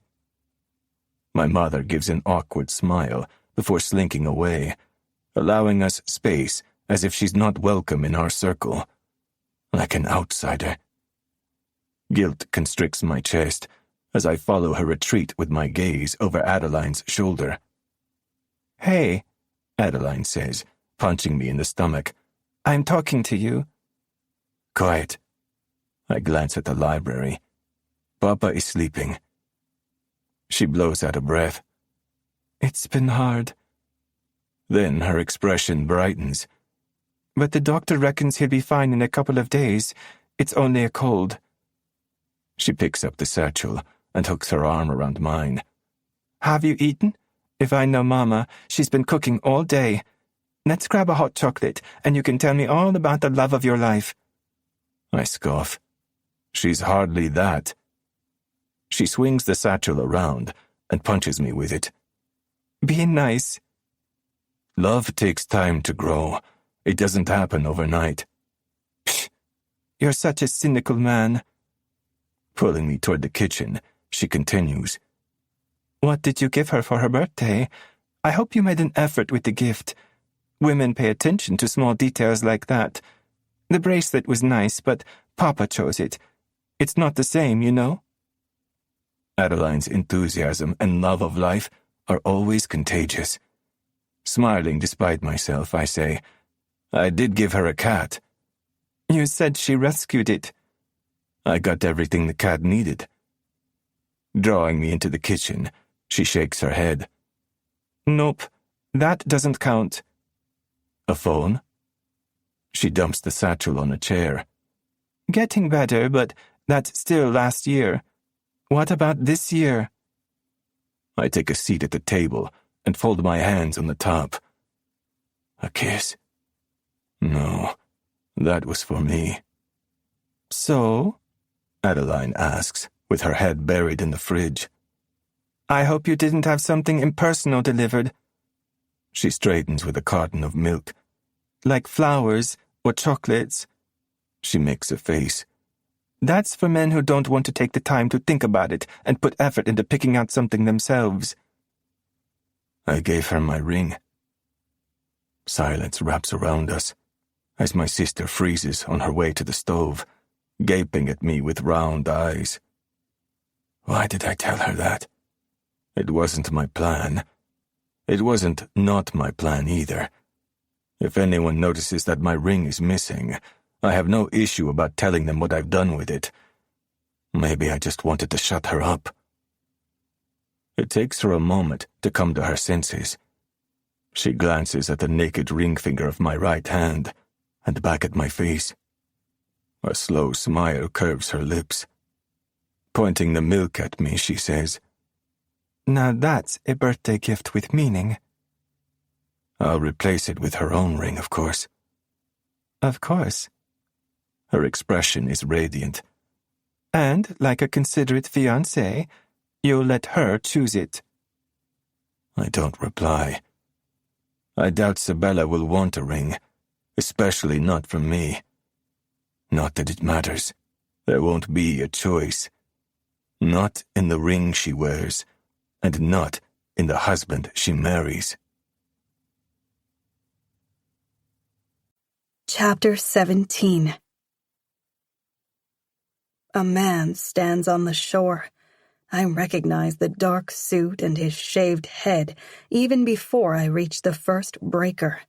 The coldness that travels through my body isn't from the water alone. Rock is a solid, all-too-real reminder that Angelo wasn't bluffing, at least not about having me watched. Anger fuels my body, giving me the energy I lacked a few minutes ago to surf the big waves. My exhaustion is so complete that I give up when I surface behind the last wall of foam, letting the tide push me out onto the beach. Rock comes running. I'm lying flat on my stomach in the shallow water, too tired to push onto my knees, when a pair of black shoes and dark trousers enter my line of vision. A firm hand grips my arm and drags me out of the water onto the sand. I register Rock's drenched pants and shoes through my choking. A fresh surge of fury pumps through my veins. I jerk free. "Don't touch me." Surprisingly, he lets go. Rolling onto my back, I cough until tears roll down my cheeks. I pinch my eyelids shut against the glare of the sun and just lie there for 20 seconds or more, sucking in air like a suffocating person. When I open my eyes again, a round face is staring down at me, blocking out the sun. "I have permission to touch you when necessary," Rock grumbles. "You don't have my permission." "You almost fucking drowned," he all but growls. I scoff. "I'm a good swimmer. I know what I'm doing." "Yeah." He narrows his eyes. "It didn't look like that when you washed up like a piece of driftwood. If this is a habit of yours, I'll have to get a fucking boat, and there's no place to tie a boat on this no-good beach." Sitting up, I lean my weight on my arms and squint at him. I don't tell him boats can be tied on the lagoon. Not that many people go out to sea from there. The river is too unpredictable. The sandbank that forms the riverbed is forever changing. Sometimes the passage is deep and the flow so strong, even a seasoned swimmer like me risks her life crossing it. At other times, it's so shallow you can walk to the other side. A jet ski will be more practical, but I don't tell him that either. Even though I'm dizzy and lightheaded, I make to get up. I've never pushed myself this hard or far. He grasps my arm and helps me to my feet. I pull away again. "I said don't touch me." The line of his jaw hardens. A trickle of sweat runs down his temple. He must be dying of heat wearing that black suit in the hot sun. Good.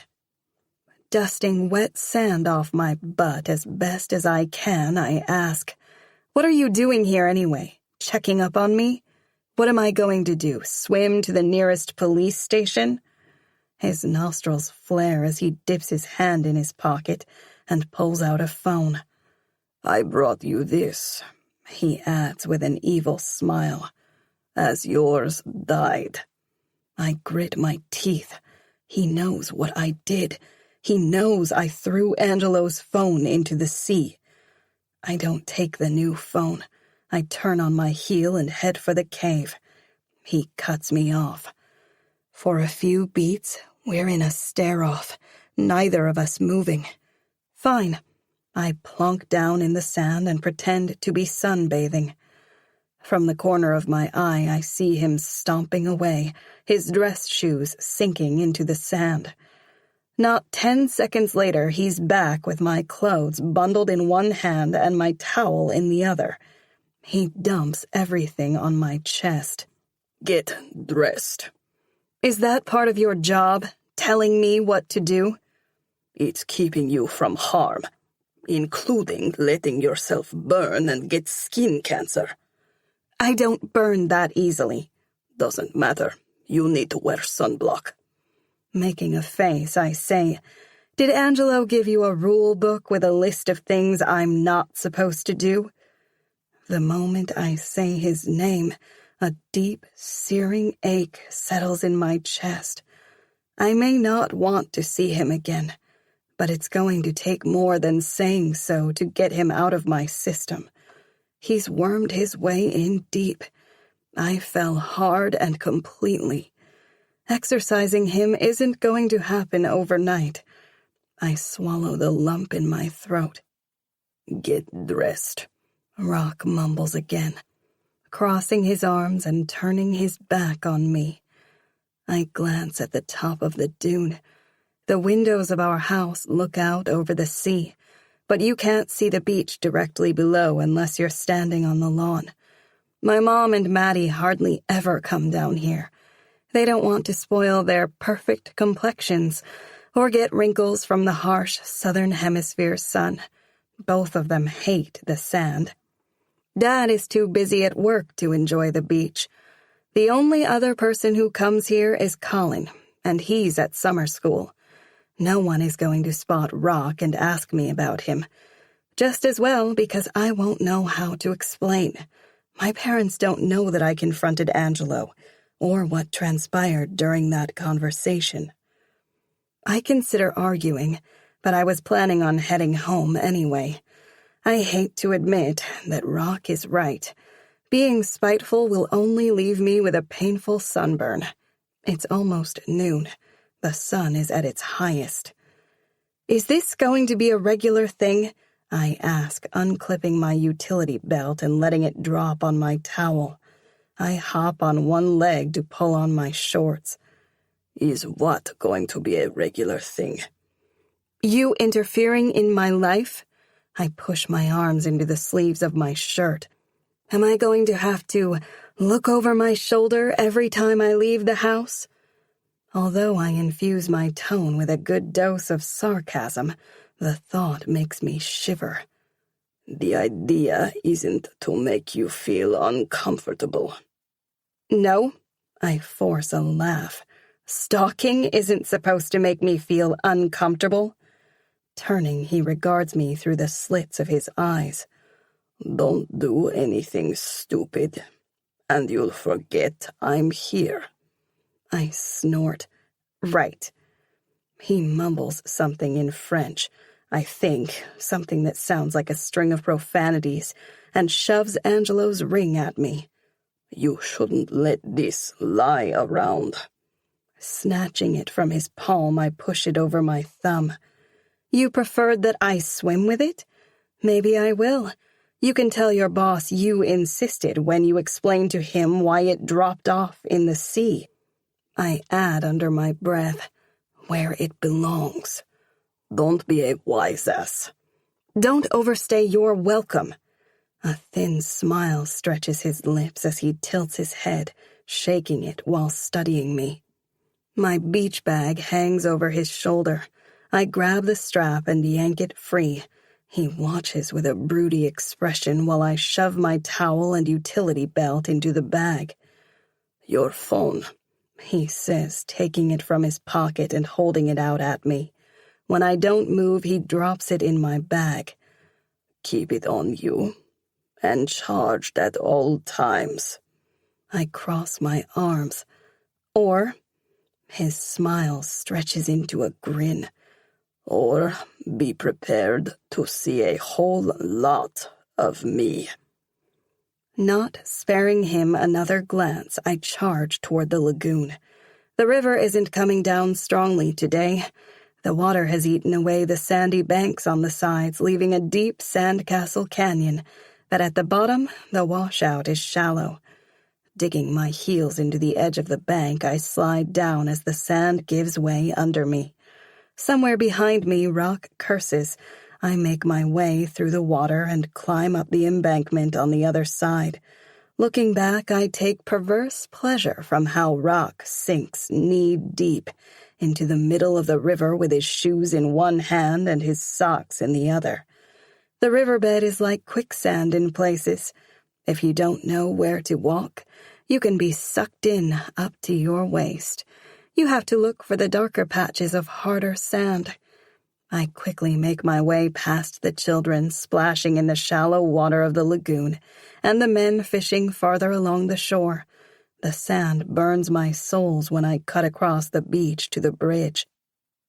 Among the holiday makers in their swimming trunks and bikinis, a man with a suit will attract attention. I dare a glance over my shoulder again and spot Rock walking over the scorching hot sand, with his jacket slung over his shoulder, appearing to have no worries in the world. He looks like one of those holiday commercials with the French guy strolling in a tux, trouser legs rolled up, on a beach in Saint-Tropez. Breaking into a run, I cross the island via both bridges and turn right onto the road that goes up the hill. I'm sweating and sticky from the sea and the sand when I finally arrive home. I burst through the gate, but I don't feel safe on the other side of it. Even slamming and locking it doesn't make me feel better. "Everything okay?" Doris asks, coming out onto the porch. "Yes," I say, trying to sound normal as I reach her. "The tar is hot. I forgot to take flip-flops." She clicks her tongue. "You shouldn't be so careless." I push past her into the house and sprint up the stairs. After showering, I grab a snack and close myself in my room.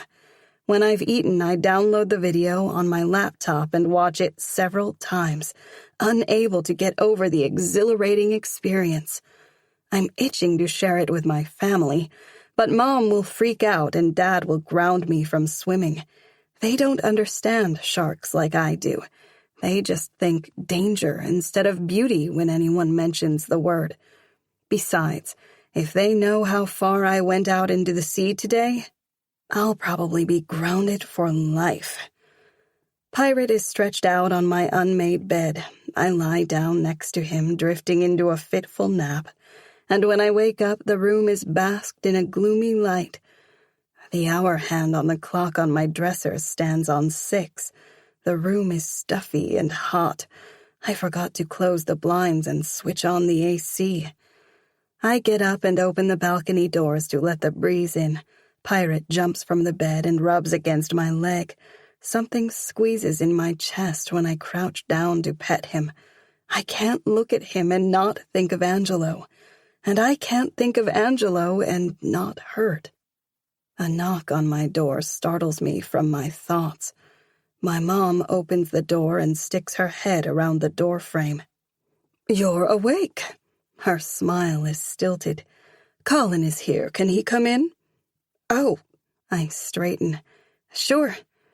Colin enters with his backpack slung over his shoulder, carrying a 6-pack of ginger ale and a bag of gummy bears. "What's up, Bella? I took notes for you in class. I brought the exercises we did so you can catch up." He offers me the snacks. "These are for your period. Ginger and sugar always help." My mom clears her throat. "I'll leave you to work. Would you like something to drink, Colin?" "I'm good. Thanks, Mrs. Edwards." She closes the door and leaves. "How are you feeling?" he asks. "Do you want me to prepare you a hot water bottle?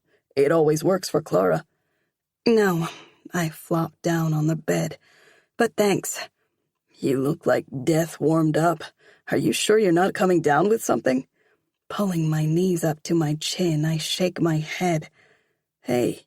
He drops his bag on the floor and sits down next to me. "What's going on? Did something happen? It's not Celeste or the baby, is it? I saw Ryan leaving your house late last night." "No," I say again. "Celeste and the baby are fine. I mean, Celeste is due any day now, but that's not why Ryan came." "Why did he come?" He studies me. "He's so seldom here, I was worried something may be wrong." "Something is wrong." I cover my face with my hands.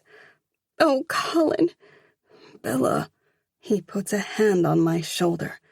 "Talk to me. You can tell me." Yes, I can. I trust him, so I tell him the story, omitting the part about the bribes. I only say that Angelo took sensitive information concerning my dad's business. He stares at me when I'm done, his mouth agape. "He stole information? To do what with?" I cringe when I say, "Industrial espionage." That's what stealing incriminating evidence to blackmail someone into signing over shares is, isn't it? Well, in a way. Colin takes a can from the six-pack, cracks it open, and offers it to me. When I shake my head, he kicks off his shoes, shifts to the wall, and sits cross-legged with his back resting against the headboard. I can't believe that slimy son of a bitch did this to you. He takes a long drink. He must have been planning it right from the start. He clenches his jaw. That asshole used you. Rolling my hair into a bun, I secure it with a pencil. Don't rub it in.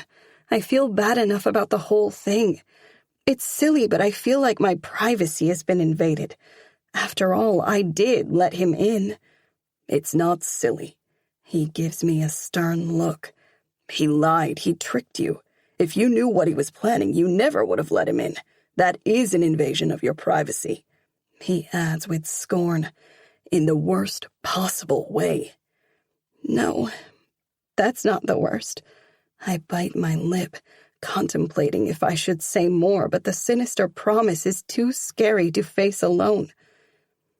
The worst is that he said he'd come back for me. I add in a barely audible voice. Always. Fuck, Bella.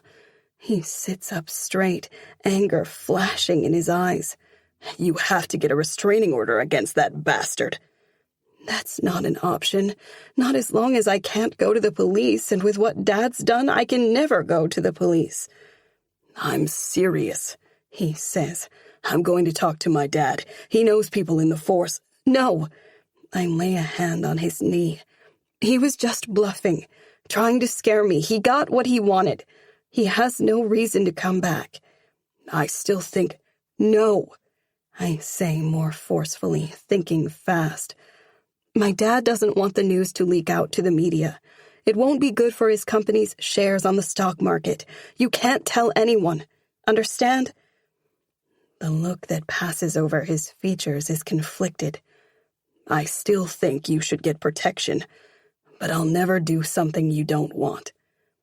I blow out a shaky breath. I knew I could count on you. If he feels this strongly about going to the police for a restraining order, I'm not telling him about Rock. It'll only make matters worse. Angelo is gone. He won. There's nothing we can do about it. But Rock is here. Colin won't let such a blatant trespassing slide. He'll see it as his duty to tell my dad. If my dad finds out a man is shadowing me, he'd rather get himself arrested and thrown in jail in the midst of a bribe scandal and destroy our family in the process before letting me keep my mouth shut. I'm sure Angelo is only covering his ass, making sure I don't step out of line. In a few days, when he realizes no one is talking to the police, he'll call Rock back. Yeah. Colin ruffles my hair, messing up my bun. He doesn't seem convinced. Anything for you. Shall we work on those exercises? I ask, forcing brightness into my tone. That's why you came in the first place? Why not? He puts the ginger ale on the nightstand and picks up his bag, but his actions lack enthusiasm. For the next hour, we go over the notes he took and do a couple of exercises. My mom calls me down just after 7 and invites Colin to stay for dinner. Colin and I work another 2 hours after clearing the table and helping to tidy the kitchen before he says goodnight. You sure you'll be fine? He asks, hovering in the doorframe when I see him out. Yes. As he doesn't budge, I add, I'll tell you if I'm not. He nods once, climbs down the steps, and stops at the bottom. Are you coming to class tomorrow? Yes. Colin was right. I can't afford to mess up my future, and I sure as hell won't let Angelo be the cause of missing out on my dreams. Trying to lighten the mood, I say, only if I'm driving. I meant to tease, but his response is serious. Sure.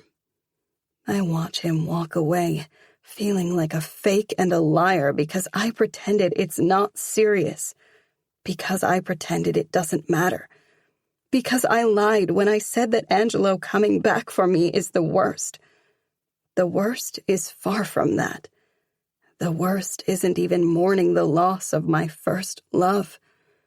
The worst is that my heart can't bear the thought of Angelo never returning. Chapter 18. My mother comes downstairs as I exit the dining room after breakfast. She's wearing a camel-colored Dior coat, a Hermes scarf, and a Louis Vuitton handbag over her arm. Since we made our money, my father has turned her into a walking luxury brand. It's an overkill. He's trying to make up for those days none of us can forget, but will never mention. Morning, I say, the nagging guilt and questions from yesterday still burrowing like splinters under my skin. She pulls on a pair of gloves and stops at the bottom of the staircase with a soft smile on her face.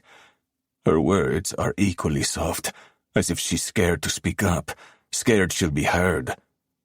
Good morning. I stop in front of her. Where are you going? It's early. My father is still sleeping. To the store. We're out of rice. I'll get some oranges while I'm there. I know how much you like those ones from Morocco. They're sweeter than the local varieties. Has Adeline left? 5 minutes ago. She frowns. I was going to say goodbye. I lost track of time while getting ready. Do you need anything while I'm out? I'll drive you, I say on impulse. She looks taken aback. That's very kind of you, but I know how busy you are. She says it as if I never have time for her, because I don't. I don't give her the attention she deserves. I'm taking her too much for granted. We all are. I don't have anything planned for the morning. I take my key from my pocket. The sun is out. A drive will be nice. She blinks. She doesn't believe me. She knows better than anyone the paper stack on the desk in the study is higher than the Tower of Pisa. There's much to be dealt with. Too much. And the pile is only getting bigger, while there's never enough time. All right, she says, her smile uncertain. But she goes ahead and picks up the basket next to the door. As I escort her outside, she shoots me a sidelong glance. She's questioning my motives for driving her. I can't blame her, seeing how seldom I go anywhere with her. I rarely make time for anything or anyone outside of business. The man who takes care of the cars is new. He's polishing my father's Mercedes in the driveway. I throw him the key. Get my car. Is the tank full? Yes, sir, he says, catching the key and running to take the basket. When he brings the car around, I seat my mother and take the road over the mountain to the village in the valley. My mother looks at me as I park in a lot on the outskirts of the town. We're not going to Bastia? There's a good market here. It's quieter, less pollution. She says nothing as I get out of the car. I go around and get her door. She pushes oversized sunglasses over her face while I get the basket from the back.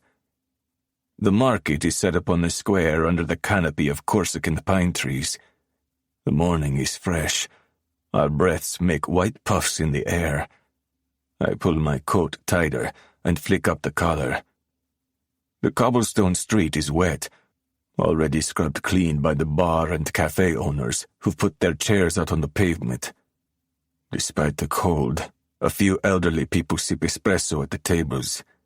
They look up as we pass, avert their eyes, and turn their faces away. We should go straight to the supermarket, my mother says. We can get everything there. It'll save time. I watch her closely, trying to read her. She's nervous. I'm not in a hurry, I say, the muscles around my eyes tightening in an involuntary reflex. Let's go through the market. I'd like to see it. My mother walks a step ahead of me, with her head held high, and the basket swinging from her arm. She looks small and thin, against the backdrop of the sturdy villagers, more like a malnourished child than a grown adult. A bustle of activity greets us on the square. Local farmers are offloading crates of parsnips and leeks from vans, and women are filling baskets with olives, tomatoes, goat's cheese, and bunches of dried thyme that they display on the tables. We walk through the rows, my mother inspecting the goods, and at each table we're met with the same reaction. The men turn their backs, and the women look away. I witness the behavior with a nasty suspicion growing in the pit of my stomach. Anger pushes up inside me as we're giving the same disrespect stall after stall that we pass. My mother doesn't stop anywhere. Not at the rice seller from Kamar or at the fruit vendor from Morocco. Instead, she heads for the supermarket on the other side of the square, where a teenager with a nose ring sits behind the cash register. The guy doesn't look up from his phone when we enter. He rings up the oranges and rice that my mother puts on the counter without as much as glancing at us. Yeah, that's not going to work for me. Grabbing the basket, I take my mother's arm and drag her to the door. "Hey," the guy says, finally lifting his head. "What about this stuff? Are you buying it or not?" I don't bother to answer. "Angelo," my mother exclaims, "what are you doing?" I cross the road and push open the door of the general store. The chime of a bell announces our entry. "I'll be right there," a man calls from a room at the back. "Help yourselves in the meantime." The place is a far cry from the supermarket, with its wilted vegetables and soggy lettuce that are crammed into rows of refrigerators. Here, the fresh produce are presented in crates and neatly arranged on trestle tables. The tomatoes are fat and red and not half frozen.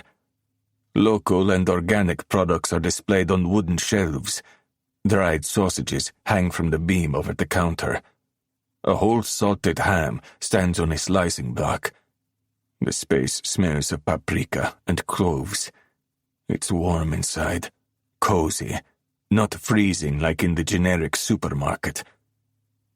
My mother looks at me like she did in the car. Ignoring the quiet plea in her eyes, I push the basket into her arms. The quality looks better here. Her voice is soft. "Angelo?" "You wanted rice? Get it. And the oranges too. Take some extra. Papa likes his orange juice freshly squeezed."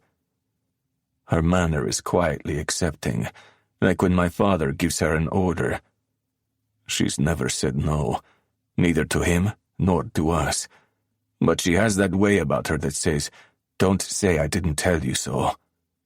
It's the same look she wore when she warned us not to go too high on the swing, but we did it anyway, and came home with scraped knees and bleeding shins. She takes wild rice, my father's favorite, and a few oranges. A man, who I presume to be the owner, comes out of the back room just as she carries the basket to the counter. Dusting his hands on the striped apron tied around his waist, he slides his gaze from my mother to me. His expression becomes shuttered. He's in his 50s, old enough to know who we are. My mother unclips her handbag and takes out her wallet. Pursing his lips, he pushes the basket back toward my mother. The fury that's been building since we set foot in the village explodes. In 2 long steps, I'm in front of him, curling my fingers around his nape. His eyes bulge as I squeeze. "Ring it up," I grit out. He shakes his head as much as he can in my hold. I push, knocking his head 3 times on the counter. "Ring it up." He braces himself with his hands on the wood, not fighting my grip, but he shakes his head again. I'll crack his fucking skull open. My mother leans her back against the counter.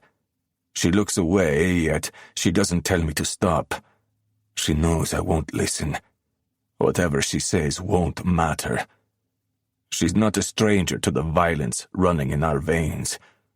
My father has been careless at times, letting her witness things she shouldn't have seen. I banged the shop owner's head on the counter again. Why won't you take our money? He grunts at the impact. My voice is mocking, my smile thin. Do you think it's dirty? I didn't mean to disrespect you, he stutters. I can't charge you. It's on the house. I don't think so. Holding him down while digging my fingers into his neck, I take a few bills from my pocket and slam them down in front of him. Look at the money. He lifts his gaze to me. I apply enough pressure to make him shuffle his weight. I said, look at the fucking money. A little more, and I can make him pass out. I know exactly where and how hard to press, but I want him lucid. Slobbering, he squints at the bills. Good, I purr. Does it look dirty?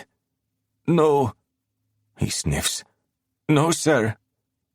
Shifting my hold, I grab a fistful of his hair and rub his nose in the money. Does it smell bad? He mumbles something unintelligible. I push harder, flattening his nose. I can't hear you. No, he cries out in a nasal voice. I let him go with a shove, slamming his nose down hard. He bounces to his feet, cradling his nose between his palms. A drop of blood drips from his nostril and splashes on the €100 bill on top of the stash of money. It paints a big splatter in the middle with a few red dots around. Keep the change, I say, taking the basket and handing it to my mother before leading her out by her arm. We say nothing on the way home. I only speak when I stop in front of the house. How long has it been like that? She stares straight ahead. You know how it is in small villages. Just about forever, then. I turn to face her.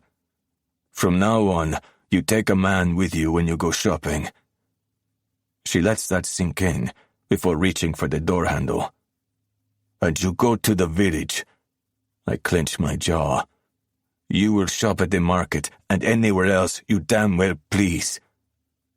My mother gets out.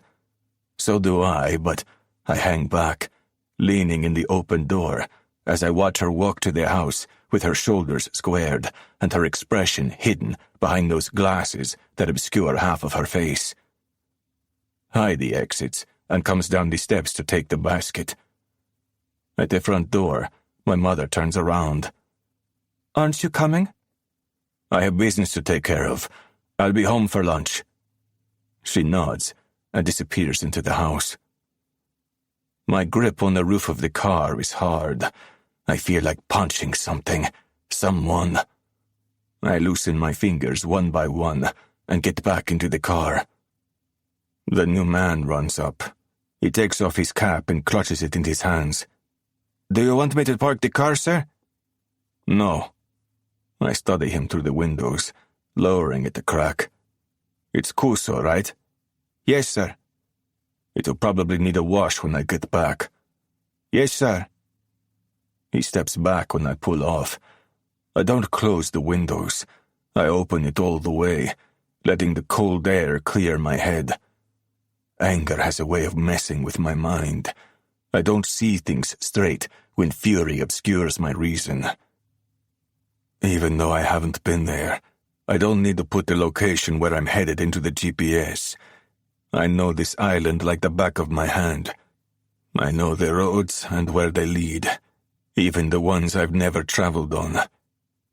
While I drive, I activate my phone via voice command. Our lawyer left a message to say he'll pick up the contract Edwards signed in the afternoon. He'll ensure that copies are made and validated with a police affidavit before the original is locked in the safe. That's good to know, but it's not the message I'm interested in. There's still nothing from Sabella. Rock sent me a text yesterday to let me know he replaced the phone Sabella threw into the sea. If she thinks she can get rid of me that easily, She's got me figured out all wrong. My thoughts alternate between Sabella's visit at the golf estate and what this morning's events mean, until, a good 2 hours later, I take a dirt road that snakes into a crevice between two hills. It's only a little over 100 kilometers from our house, but the narrow, treacherous mountain roads make driving slow. A layer of snow covers the ground. The white is a dirty brown at the bottom of the gorge, where it's been trampled to slush. A few tents and shacks stand haphazardly around a big fire pit near a frozen stream. It's neither a village nor a farm. It can't even be called a settlement. A funnel of smoke rises from the dying embers in the pit, dispersing into the air. Even the sky looks grayer here, like a scene belonging in a black and white picture. I don't dare drive all the way to the bottom. The tires would get stuck in the mush. I pull off where the road widens, not that I expect other traffic here, and get out. A few kids come running at the sight of my car. They're black-haired and snot-nosed, with weather-hardened skins. You want weed? The oldest of the lot asks. Freckles dusts his nose. On closer inspection, I notice that his skin isn't as freckled as it's dirty. Their clothes are tattered. Roughly knit jerseys of mixed colors and threads hang on their frames. Their toes stick through the holes in their shoes.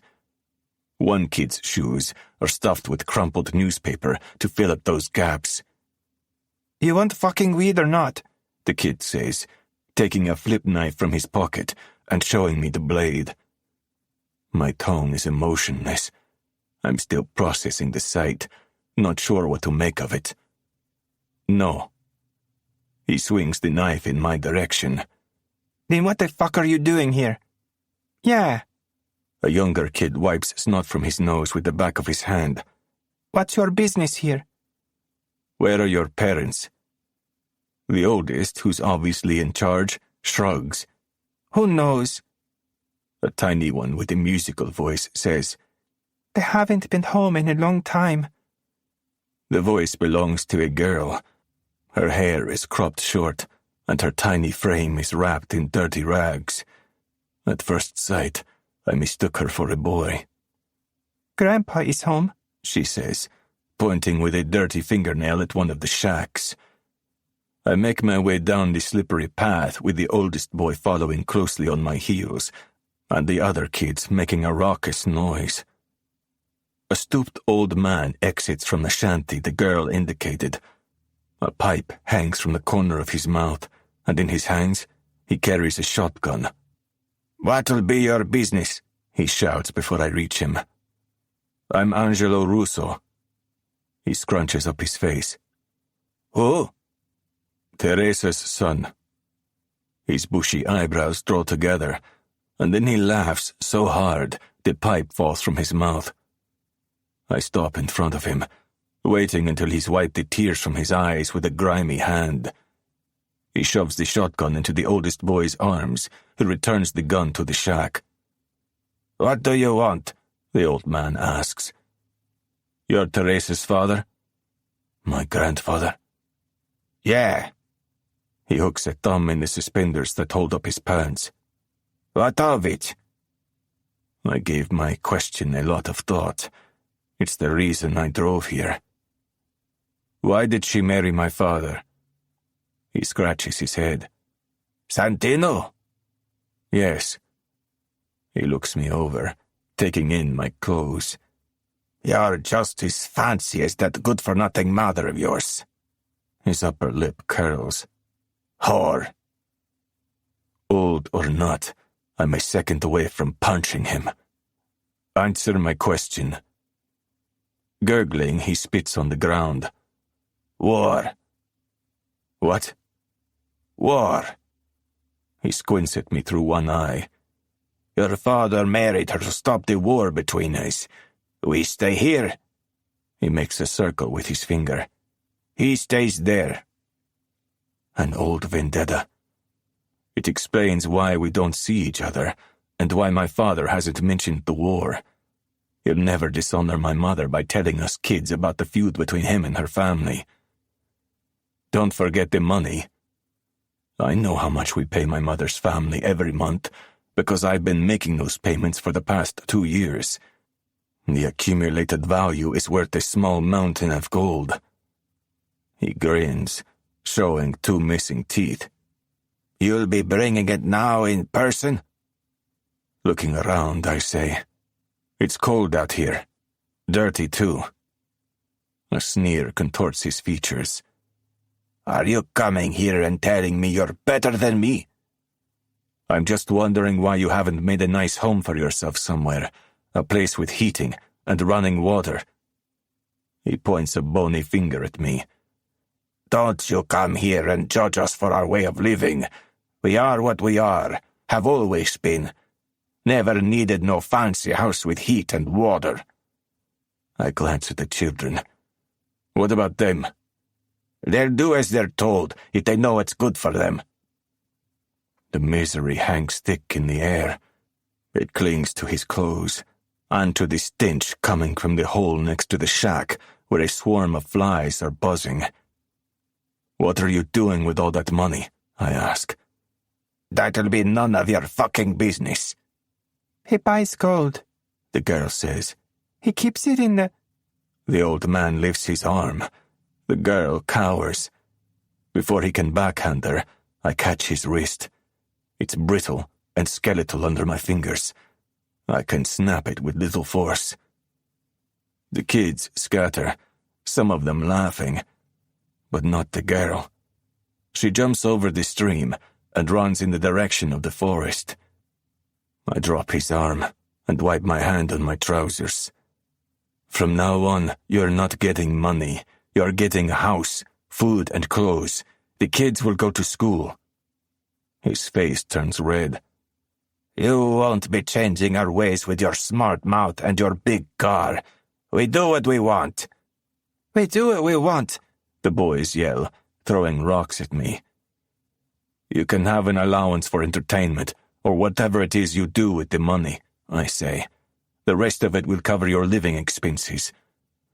I've decided. I'll drag the old man tied up out of here if I must. Turning back, I climb the hill. When I get to the top, I let out a curse and charge toward my car. The 2 in-between kids have broken open the door and are stripping my car of anything they can lay their hands on, which include the mats, a packet of wipes for the leather, and the service book in the glove compartment. The wheel caps are already gone. They jump on broken pieces of pressed wood and use them as sleighs to slide down the hill with their loot. I take in the state of my car, the scratch marks on the door where they forced the lock, and the mud on the seats. Fucking savages. I start the engine and turn the car around, glancing at the sorry camp in the rearview mirror. No wonder my father never brought us to visit. I understand why he kept us away from here.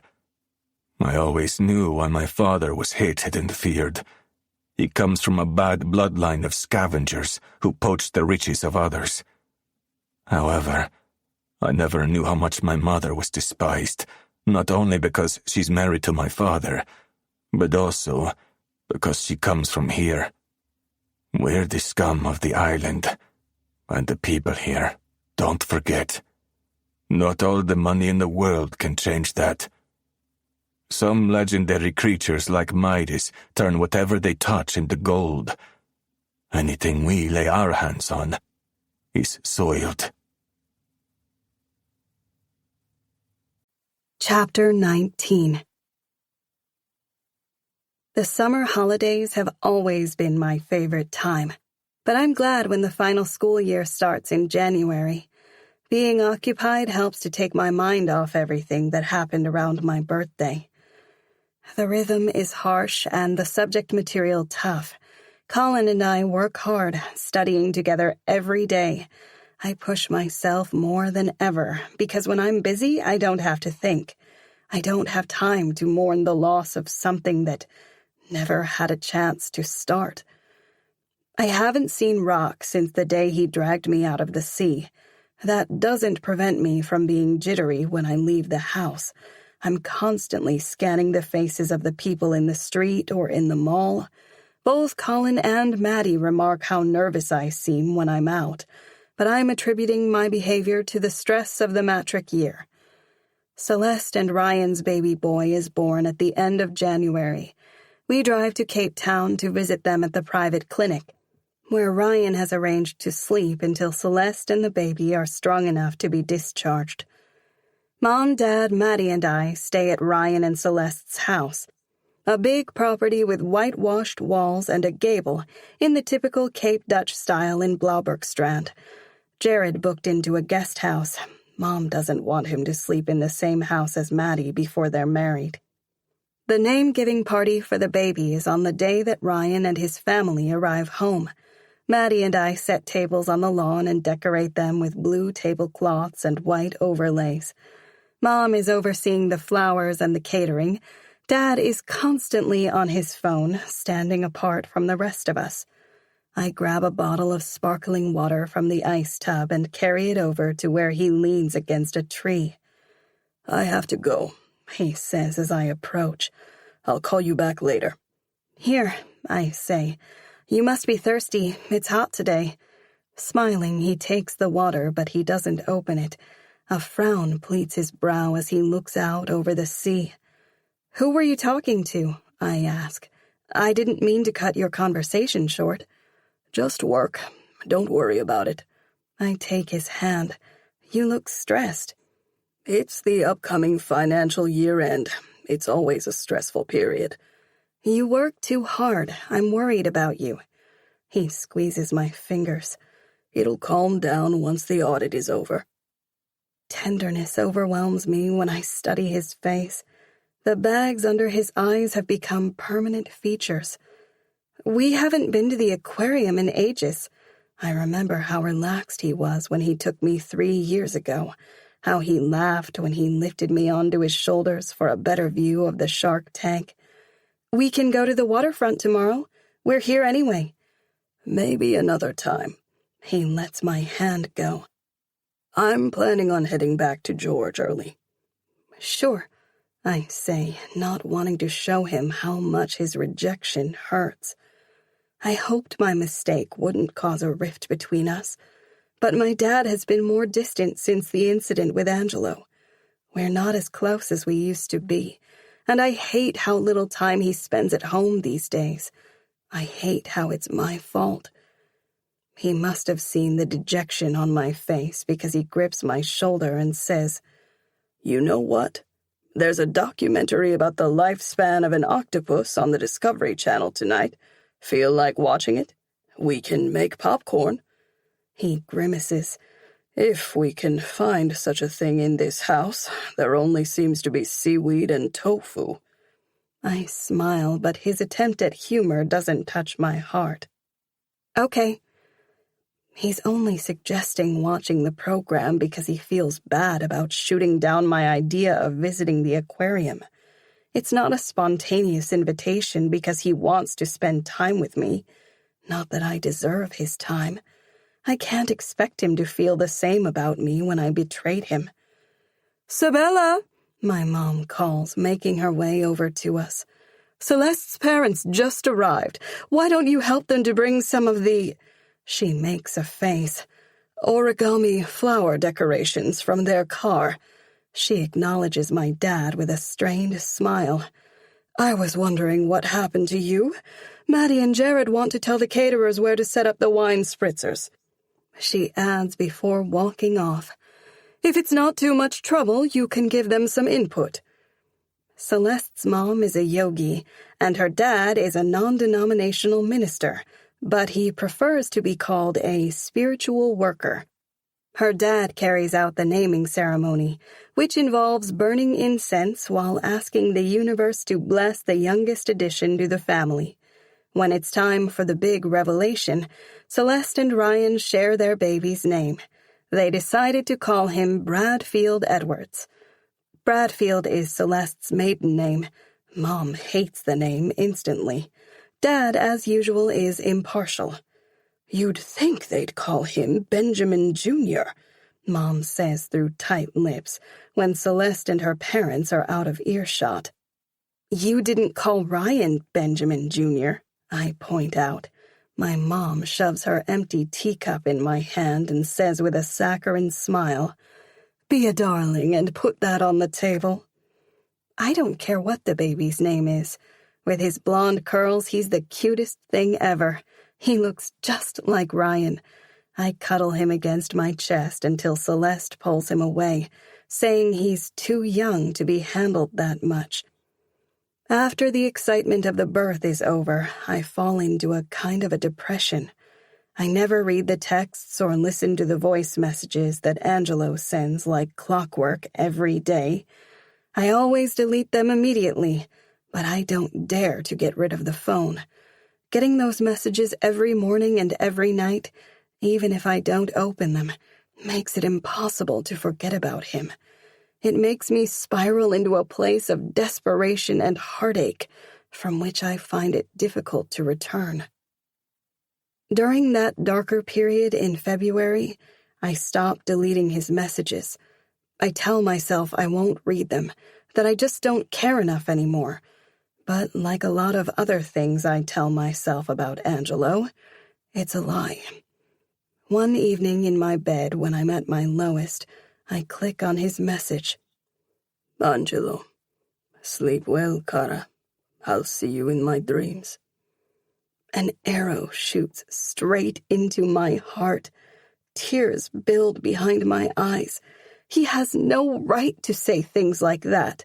He has no right to make me keep this phone and force me to think about him day and night. I'll never heal like this, and I have a sneaking suspicion that's his intention. He deceived me, but he won't grant me the mercy of setting me free. Angelo, you're awake?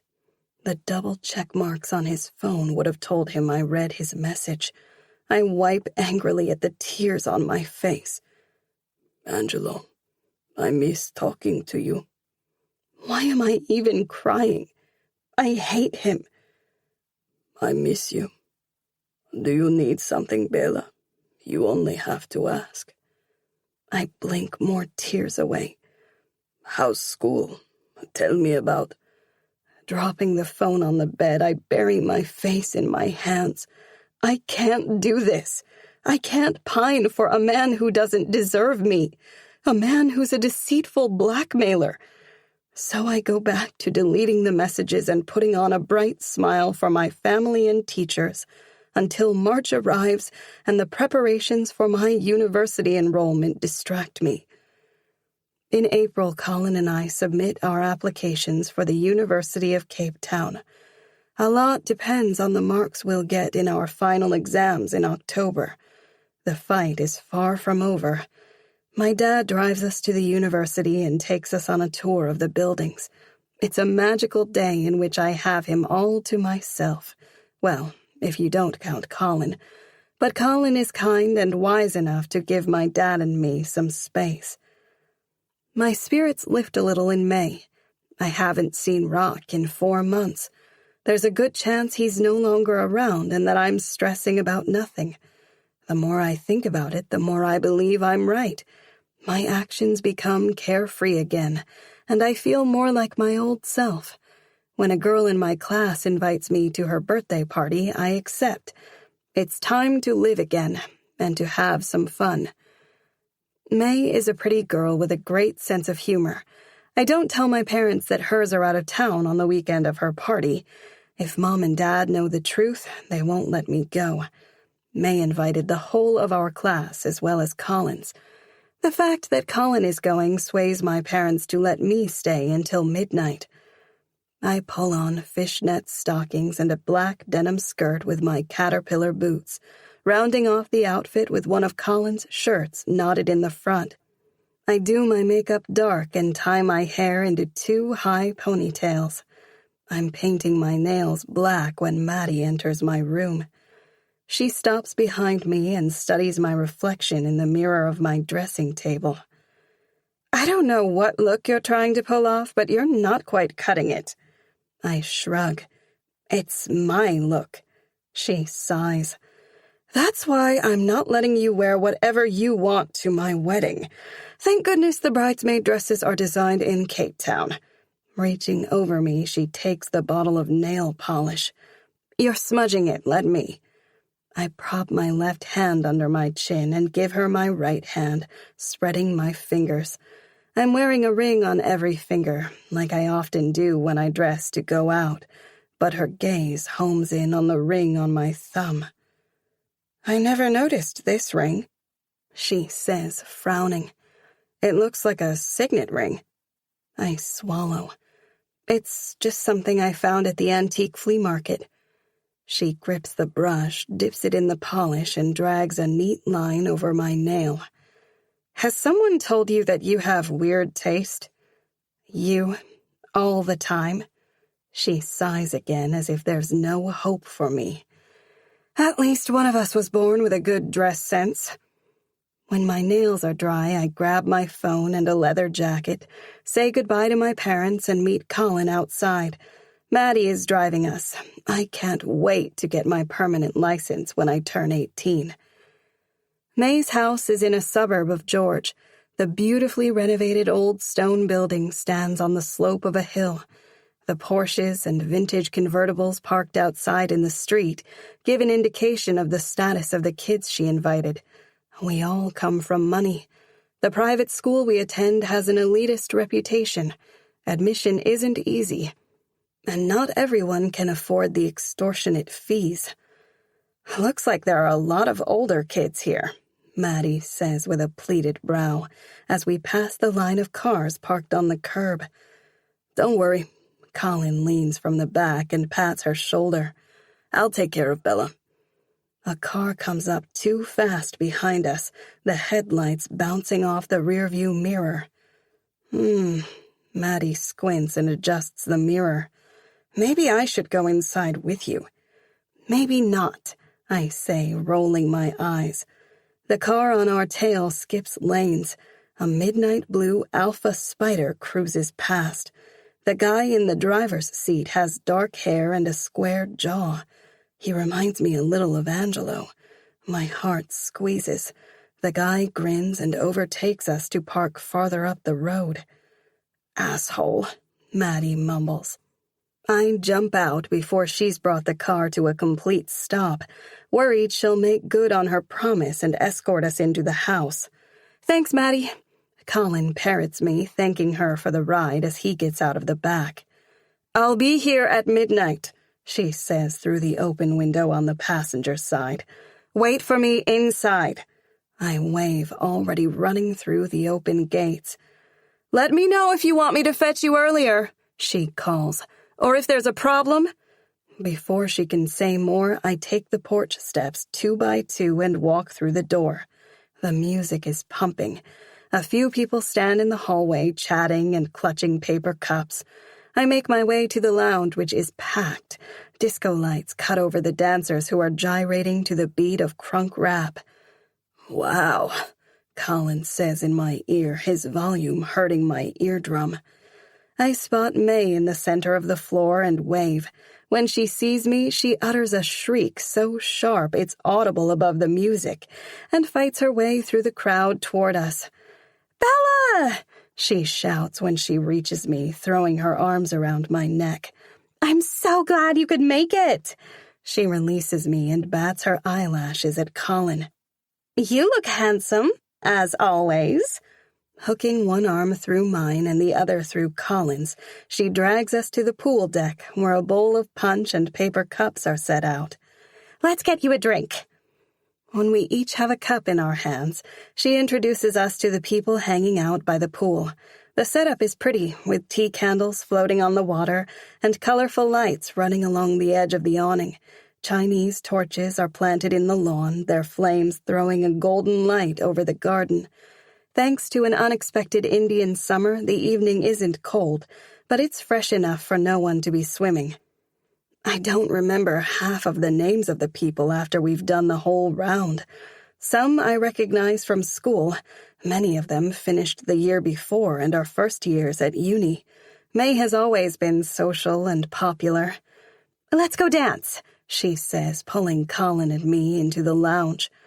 Dancing isn't one of my strengths, but Colin is great at it. One of Colin's classmates plays DJ. She goes up to him and says something in his ear. A moment later, the hip-hop beat changes to rock and roll. The crowd boos, but May only laughs, curling a finger at Colin and giving him a come-hither look. The dancers clear a circle as Colin takes her hand and leads her into a spin. I forgot they both took dance classes in 10th grade. They're well coordinated. They quickly attract a large group of spectators who whistle and cheer them on. I watch for a bit until my cup is empty. Not enjoying the jostling on the dance floor, I go outside for a refill, and when I return, May and Colin are gone.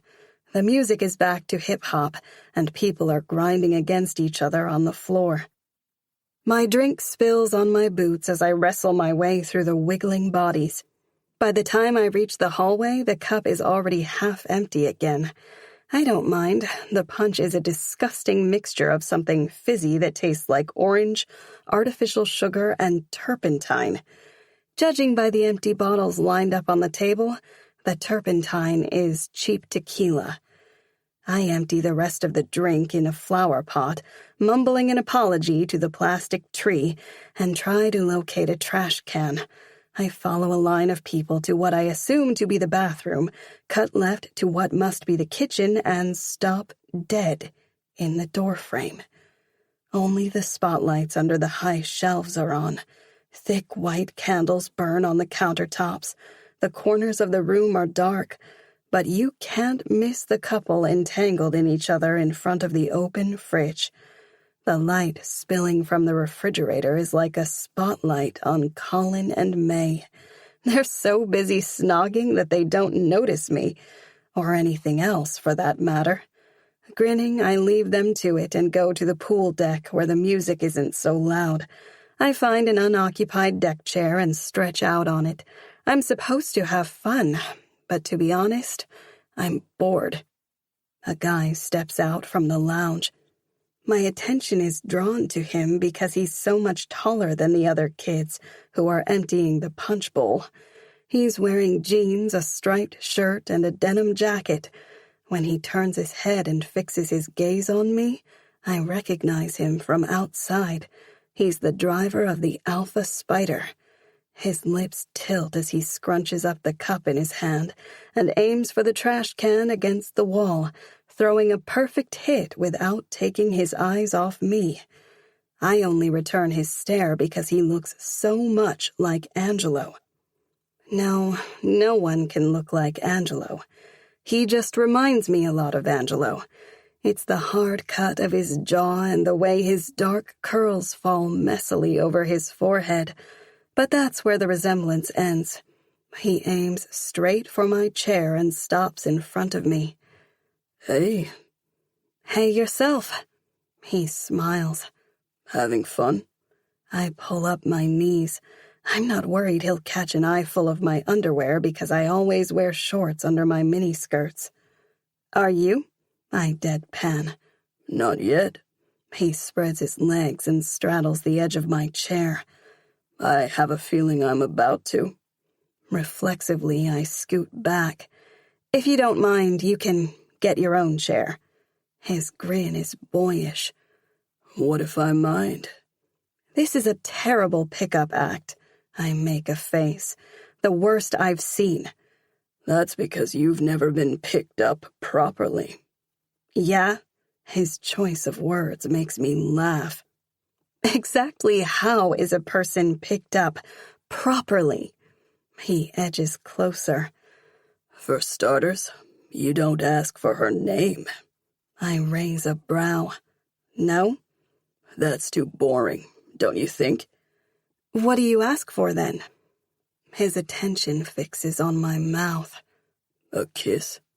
I laugh again, just like that. And why would any girl give you a kiss if you're not interested in who she is? I never said I'm not interested. His eyelashes dip, and when they lift again, he's looking into my eyes. A name doesn't define a person. A kiss, however, Says everything there's to know. He's such a bullshitter, but at least he's entertaining. Are you asking me for a kiss? What if I am? I'm not remotely interested in him. He's attractive, but he seems shallow, immature, not sure of himself, and a little dangerous, like... Shit. Am I comparing him to Angelo now? What the hell is wrong with me? I glance toward the kitchen where Colin and May are probably still licking each other's tonsils. I've only had one kiss, and it was nothing but a peck on the lips.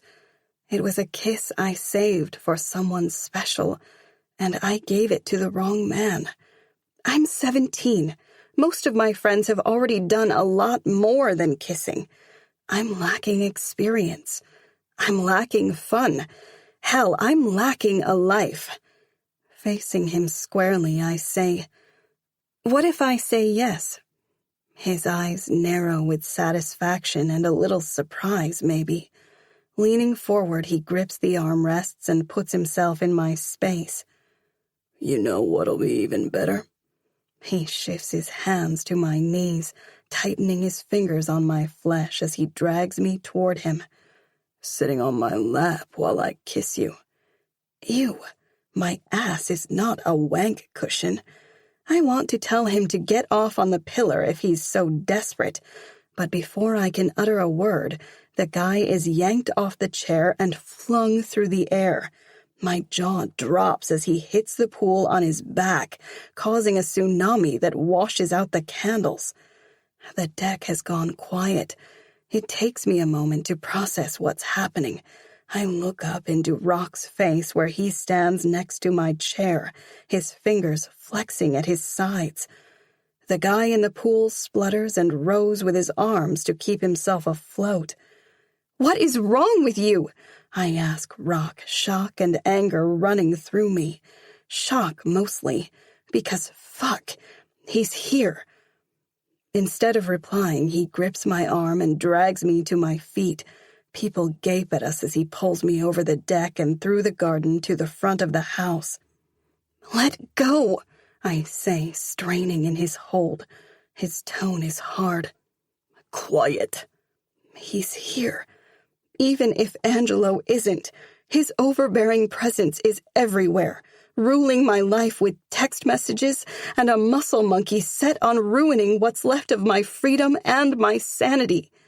I sag in Rock's hold as a terrible insight hits me. There's no escape for me. Ever. Chapter 20. Edwards is biding his time to kill you, My father says. You know that, don't you? We're sitting in the library in front of the fireplace, sipping cognac after dinner. I register the color of his skin. These days, the evaluation is an automatic reaction for me. He has a healthy glow on his cheeks from the heat of the fire. The pallid complexion of a few months ago is gone. The surgeon is happy with his recovery. My father is still learning how to breathe with half of his lung capacity, but his life expectancy has been prolonged, a gift we don't take for granted. I'm only grateful he finally saw reason and agreed to the operation. He makes an impatient sound. Did you hear what I said?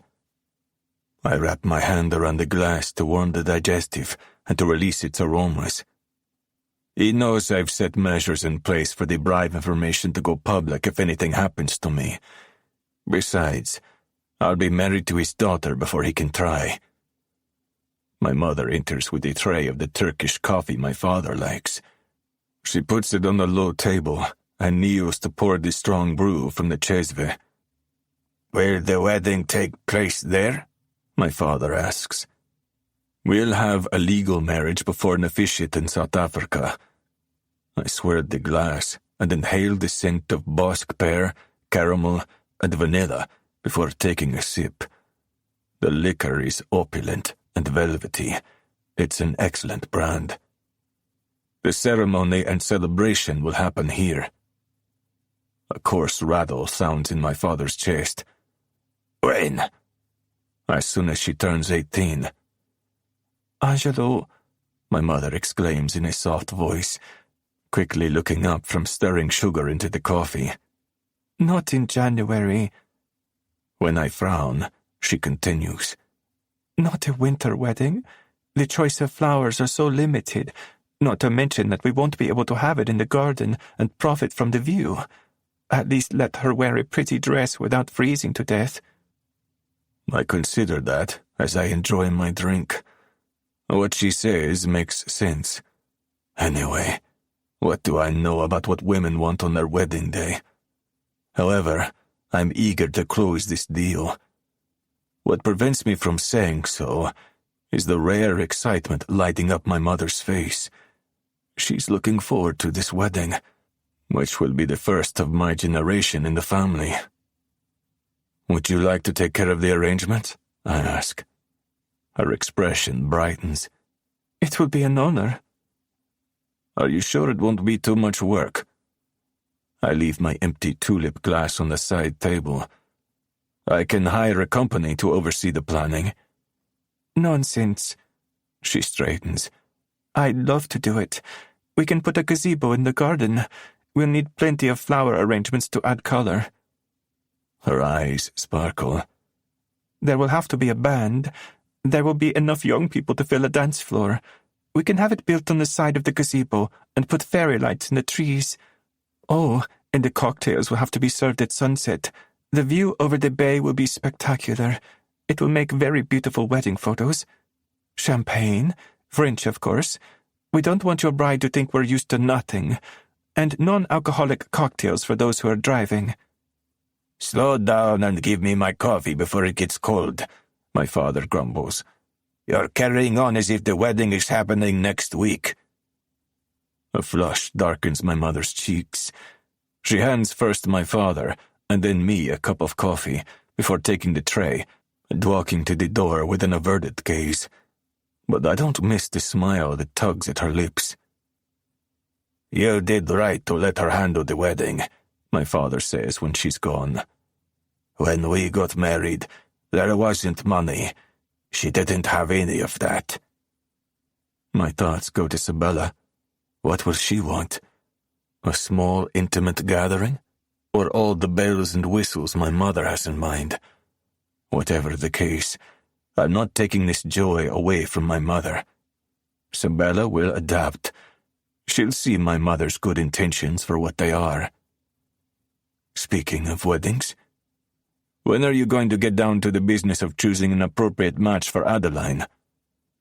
As the firstborn, even if only by 3 seconds, it's my right to get married before my sister. But Adeline shouldn't wait too long. She's beautiful, kind, and generous.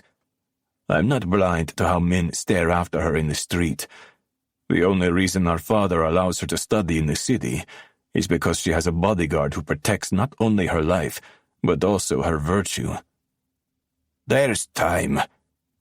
The espresso cup looks like a toy from one of Adeline's childhood tea sets in my father's big hand. We don't have to rush. Let's get yours over and done with, and then we'll deal with the rest. My phone rings. I down the coffee and put the cup on the side table to take my phone from my pocket. It's Rock. My gut tightens. If he's calling at this hour, something must be wrong. I push to my feet. Excuse me, I need to take this. On my way to the study, I answered the call. What's going on? There's been an incident. My muscles tense. What happened? I had to pull a guy off Subele at a party. I stop dead.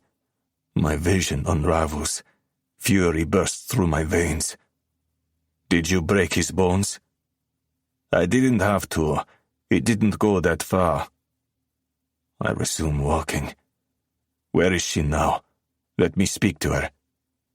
I already dropped her off at home. I don't think it would have been the right moment for a lecture. She was crying. Fuck. Clenching my jaw, I entered the study and slammed the door. Is anyone going to press assault charges? No. The party was at a friend's house, a girl in Sabella's class. He chuckles. There was a commotion after I threw the guy in the pool. May, the girl who hosted the party, wanted to know who I was. She was freaking out about me gate-crashing her party. Sabella told May that Edwards hired me as her bodyguard before I could say anything. I sat down behind the desk. Did this friend, May, fall for it? Sabella was very convincing. She's obviously not keen on her friends knowing I work for you. I get the idea she hasn't told anyone about me, not even her family, because she called her sister on the way with an excuse that the party was boring and that the chauffeur of her friend's father was driving her home. I don't care if Edwards knows I'm having his daughter watched. He should be glad I'm taking my duties as her future husband so seriously. Sabella obviously feels differently. May was worried I'd tell Edwards there was no adult supervision. She said her parents didn't know she was throwing the party, and that she'd get into trouble if they found out. She asked if we could keep what had happened quiet, so word of what transpired is unlikely to reach Edwards. Who took Sabella to the party? Her sister drove her and her neighbor Colin Taylor. Colin didn't want to let Sabella go home alone. He insisted on coming with us, but Sabella persuaded him to stay. I think she was embarrassed. My grip tightens on the phone. I'm an embarrassment to her, am I? The inexplicable disappointment that had lodged into my heart when she broke her word to always like me hits me straight in the chest again. It's unfounded. I always knew there'd come a day she'd hate me. I have no scruples about who and what I am. I'm a devil. Scum. Despising me is unavoidable. But she said she'd always like me, and the sound of it was sweet. I didn't expect her to, but I wanted her to prove me wrong. She didn't, did she? No. She stopped looking at me like I was her hero, just as I knew she would. If not for her father's dishonorable deceit in misleading us with his false promises, Sabella could have liked me still. Now that's water under the bridge. All of it. That's okay. Once Sabella is living with me, I'll work on softening her toward me again. Like I told her, I did what I had to do to bring us together. I'll do whatever it takes to keep us together.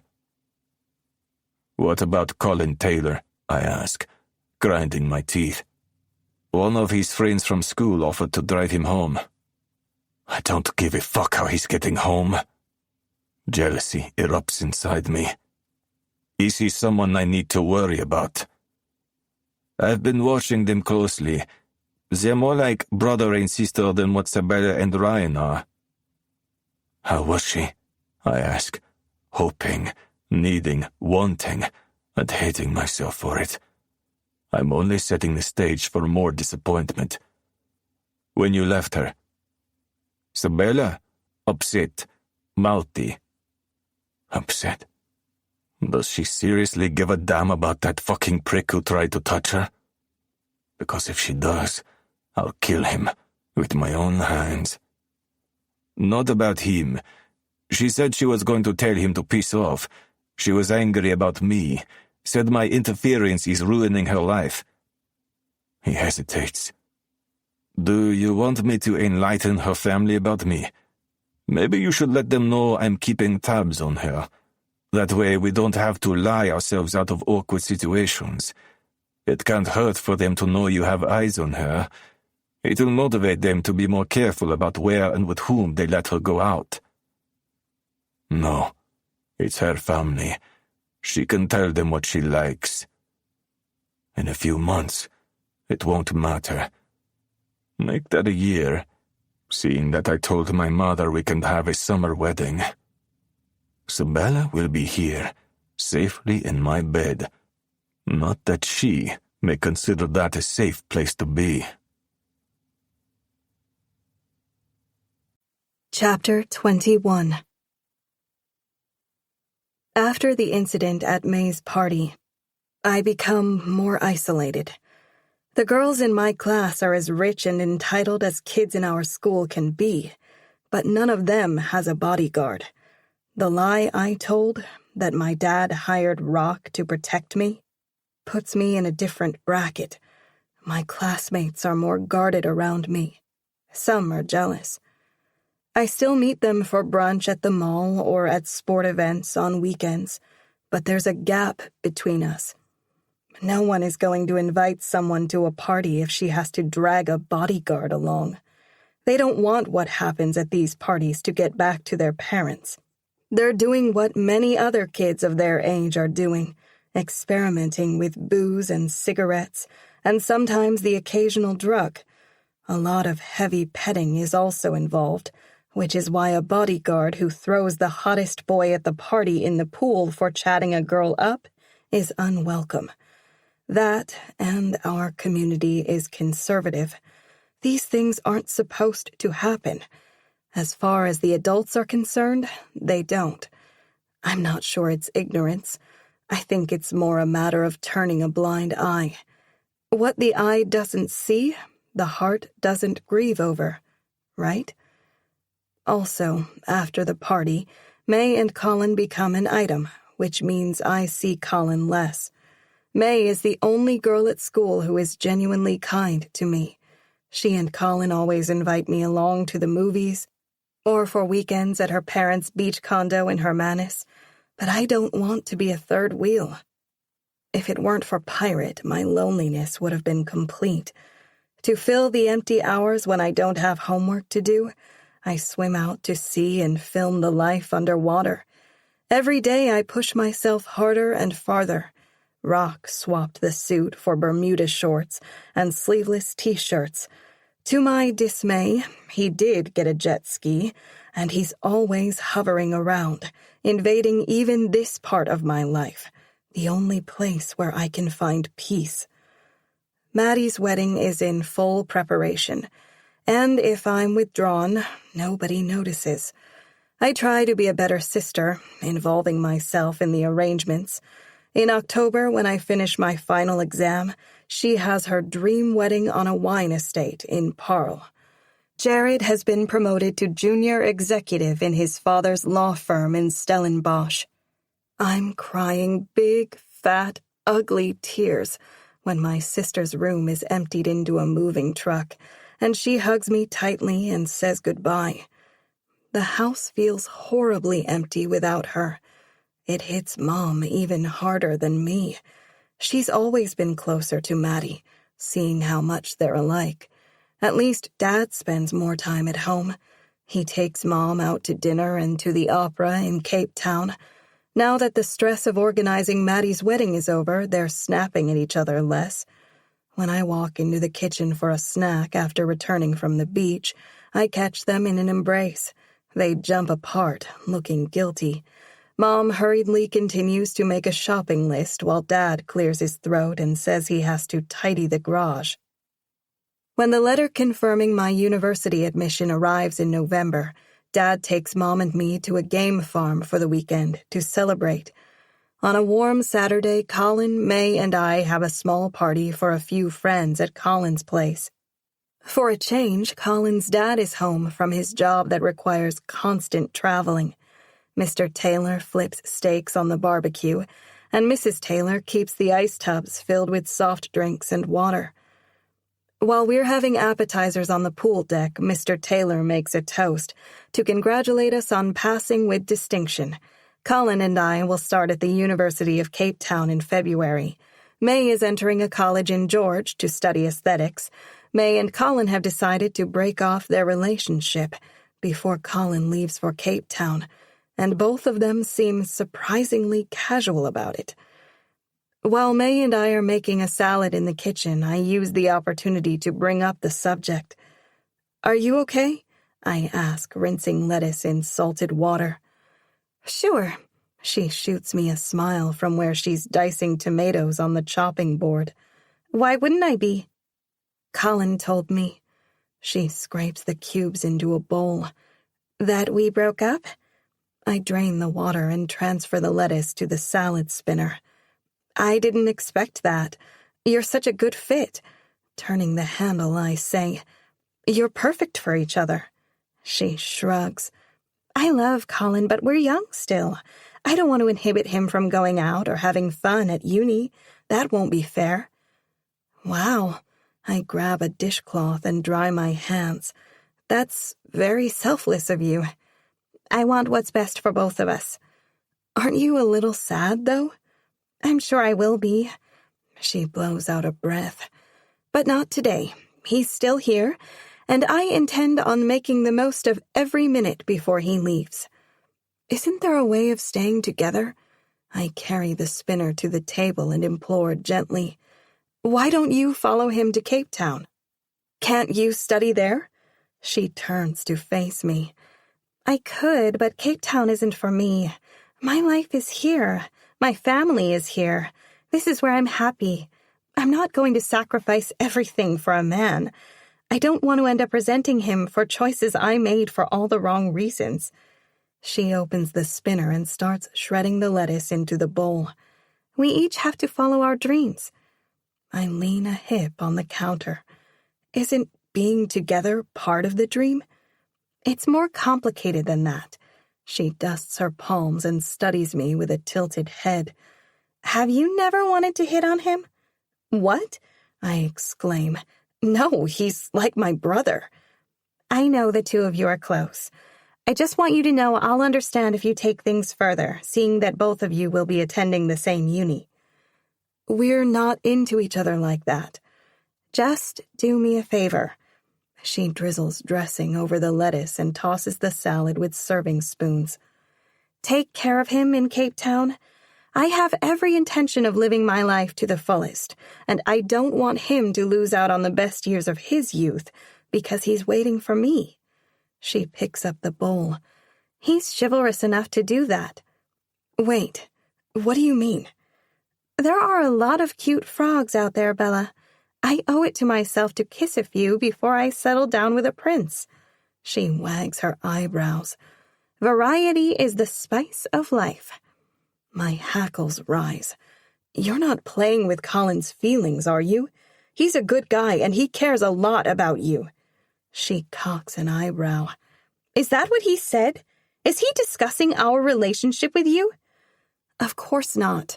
Colin is too honorable to do that. It doesn't take a genius to figure it out. I've seen how he is with you. You're not just a fling to him. He's serious about your relationship. I hope you're being as honest with him as you're being with me. He's my best friend, and I'd hate for him to get hurt. Colin knew what he was getting into when we hooked up. We're at the verge of starting our lives. He can't expect me to tie myself to one man when I'm not even 20. That's obviously not how he feels. You know how he is. He's always too serious. She heads for the door. Bring the salt, will you? What if he's the one? Aren't you worried you're throwing something special away? How can I know he's the one if I haven't tried others? She adds from over her shoulder. You should follow my example. You're the only senior in school who hasn't gotten her V card stamped. Indignation burns on my cheeks. You don't know that. Oh, come on. You have a bodyguard, for heaven's sake. Everyone knows you've never even kissed a boy. That's not true, I say, but my words are lost on her. She's already left the room. Colin enters the kitchen and makes his way over to the fridge. We need more ice. He takes a bag from the freezer compartment and throws it at me. Here, make yourself useful. I catch the bag on autopilot. Do I tell him what May said? Surely if they broke up, he already knows.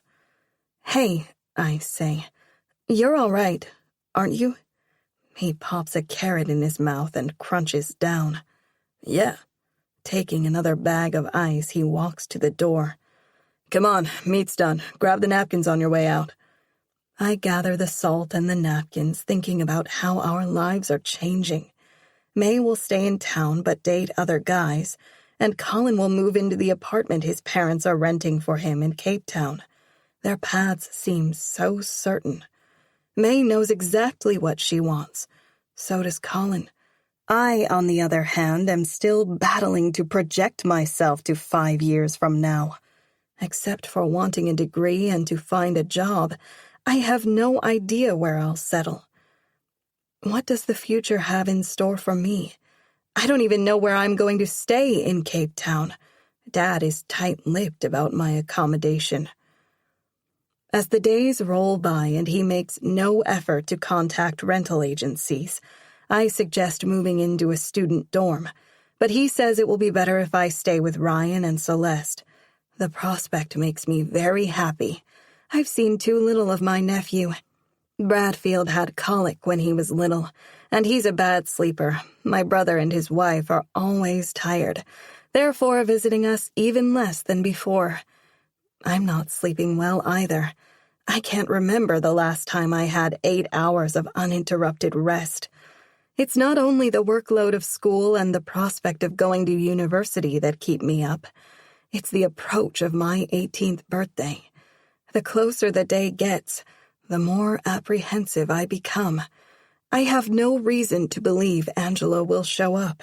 His text and voice messages eventually dried up around June. His silence can mean many things. Maybe he realized I was serious about ignoring his messages. Maybe he was just messing with my head and got tired of the game. Or maybe he met someone and lost interest in tormenting me. I wish it was that easy for me to move on. I've never had the courage to show interest in another guy again. Every time I consider making advances, my throat closes up, and I feel an anxiety attack coming on.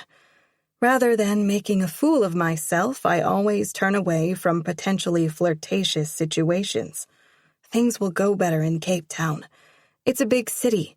It's not Great Rack River, where I'm constantly reminded of Angelo.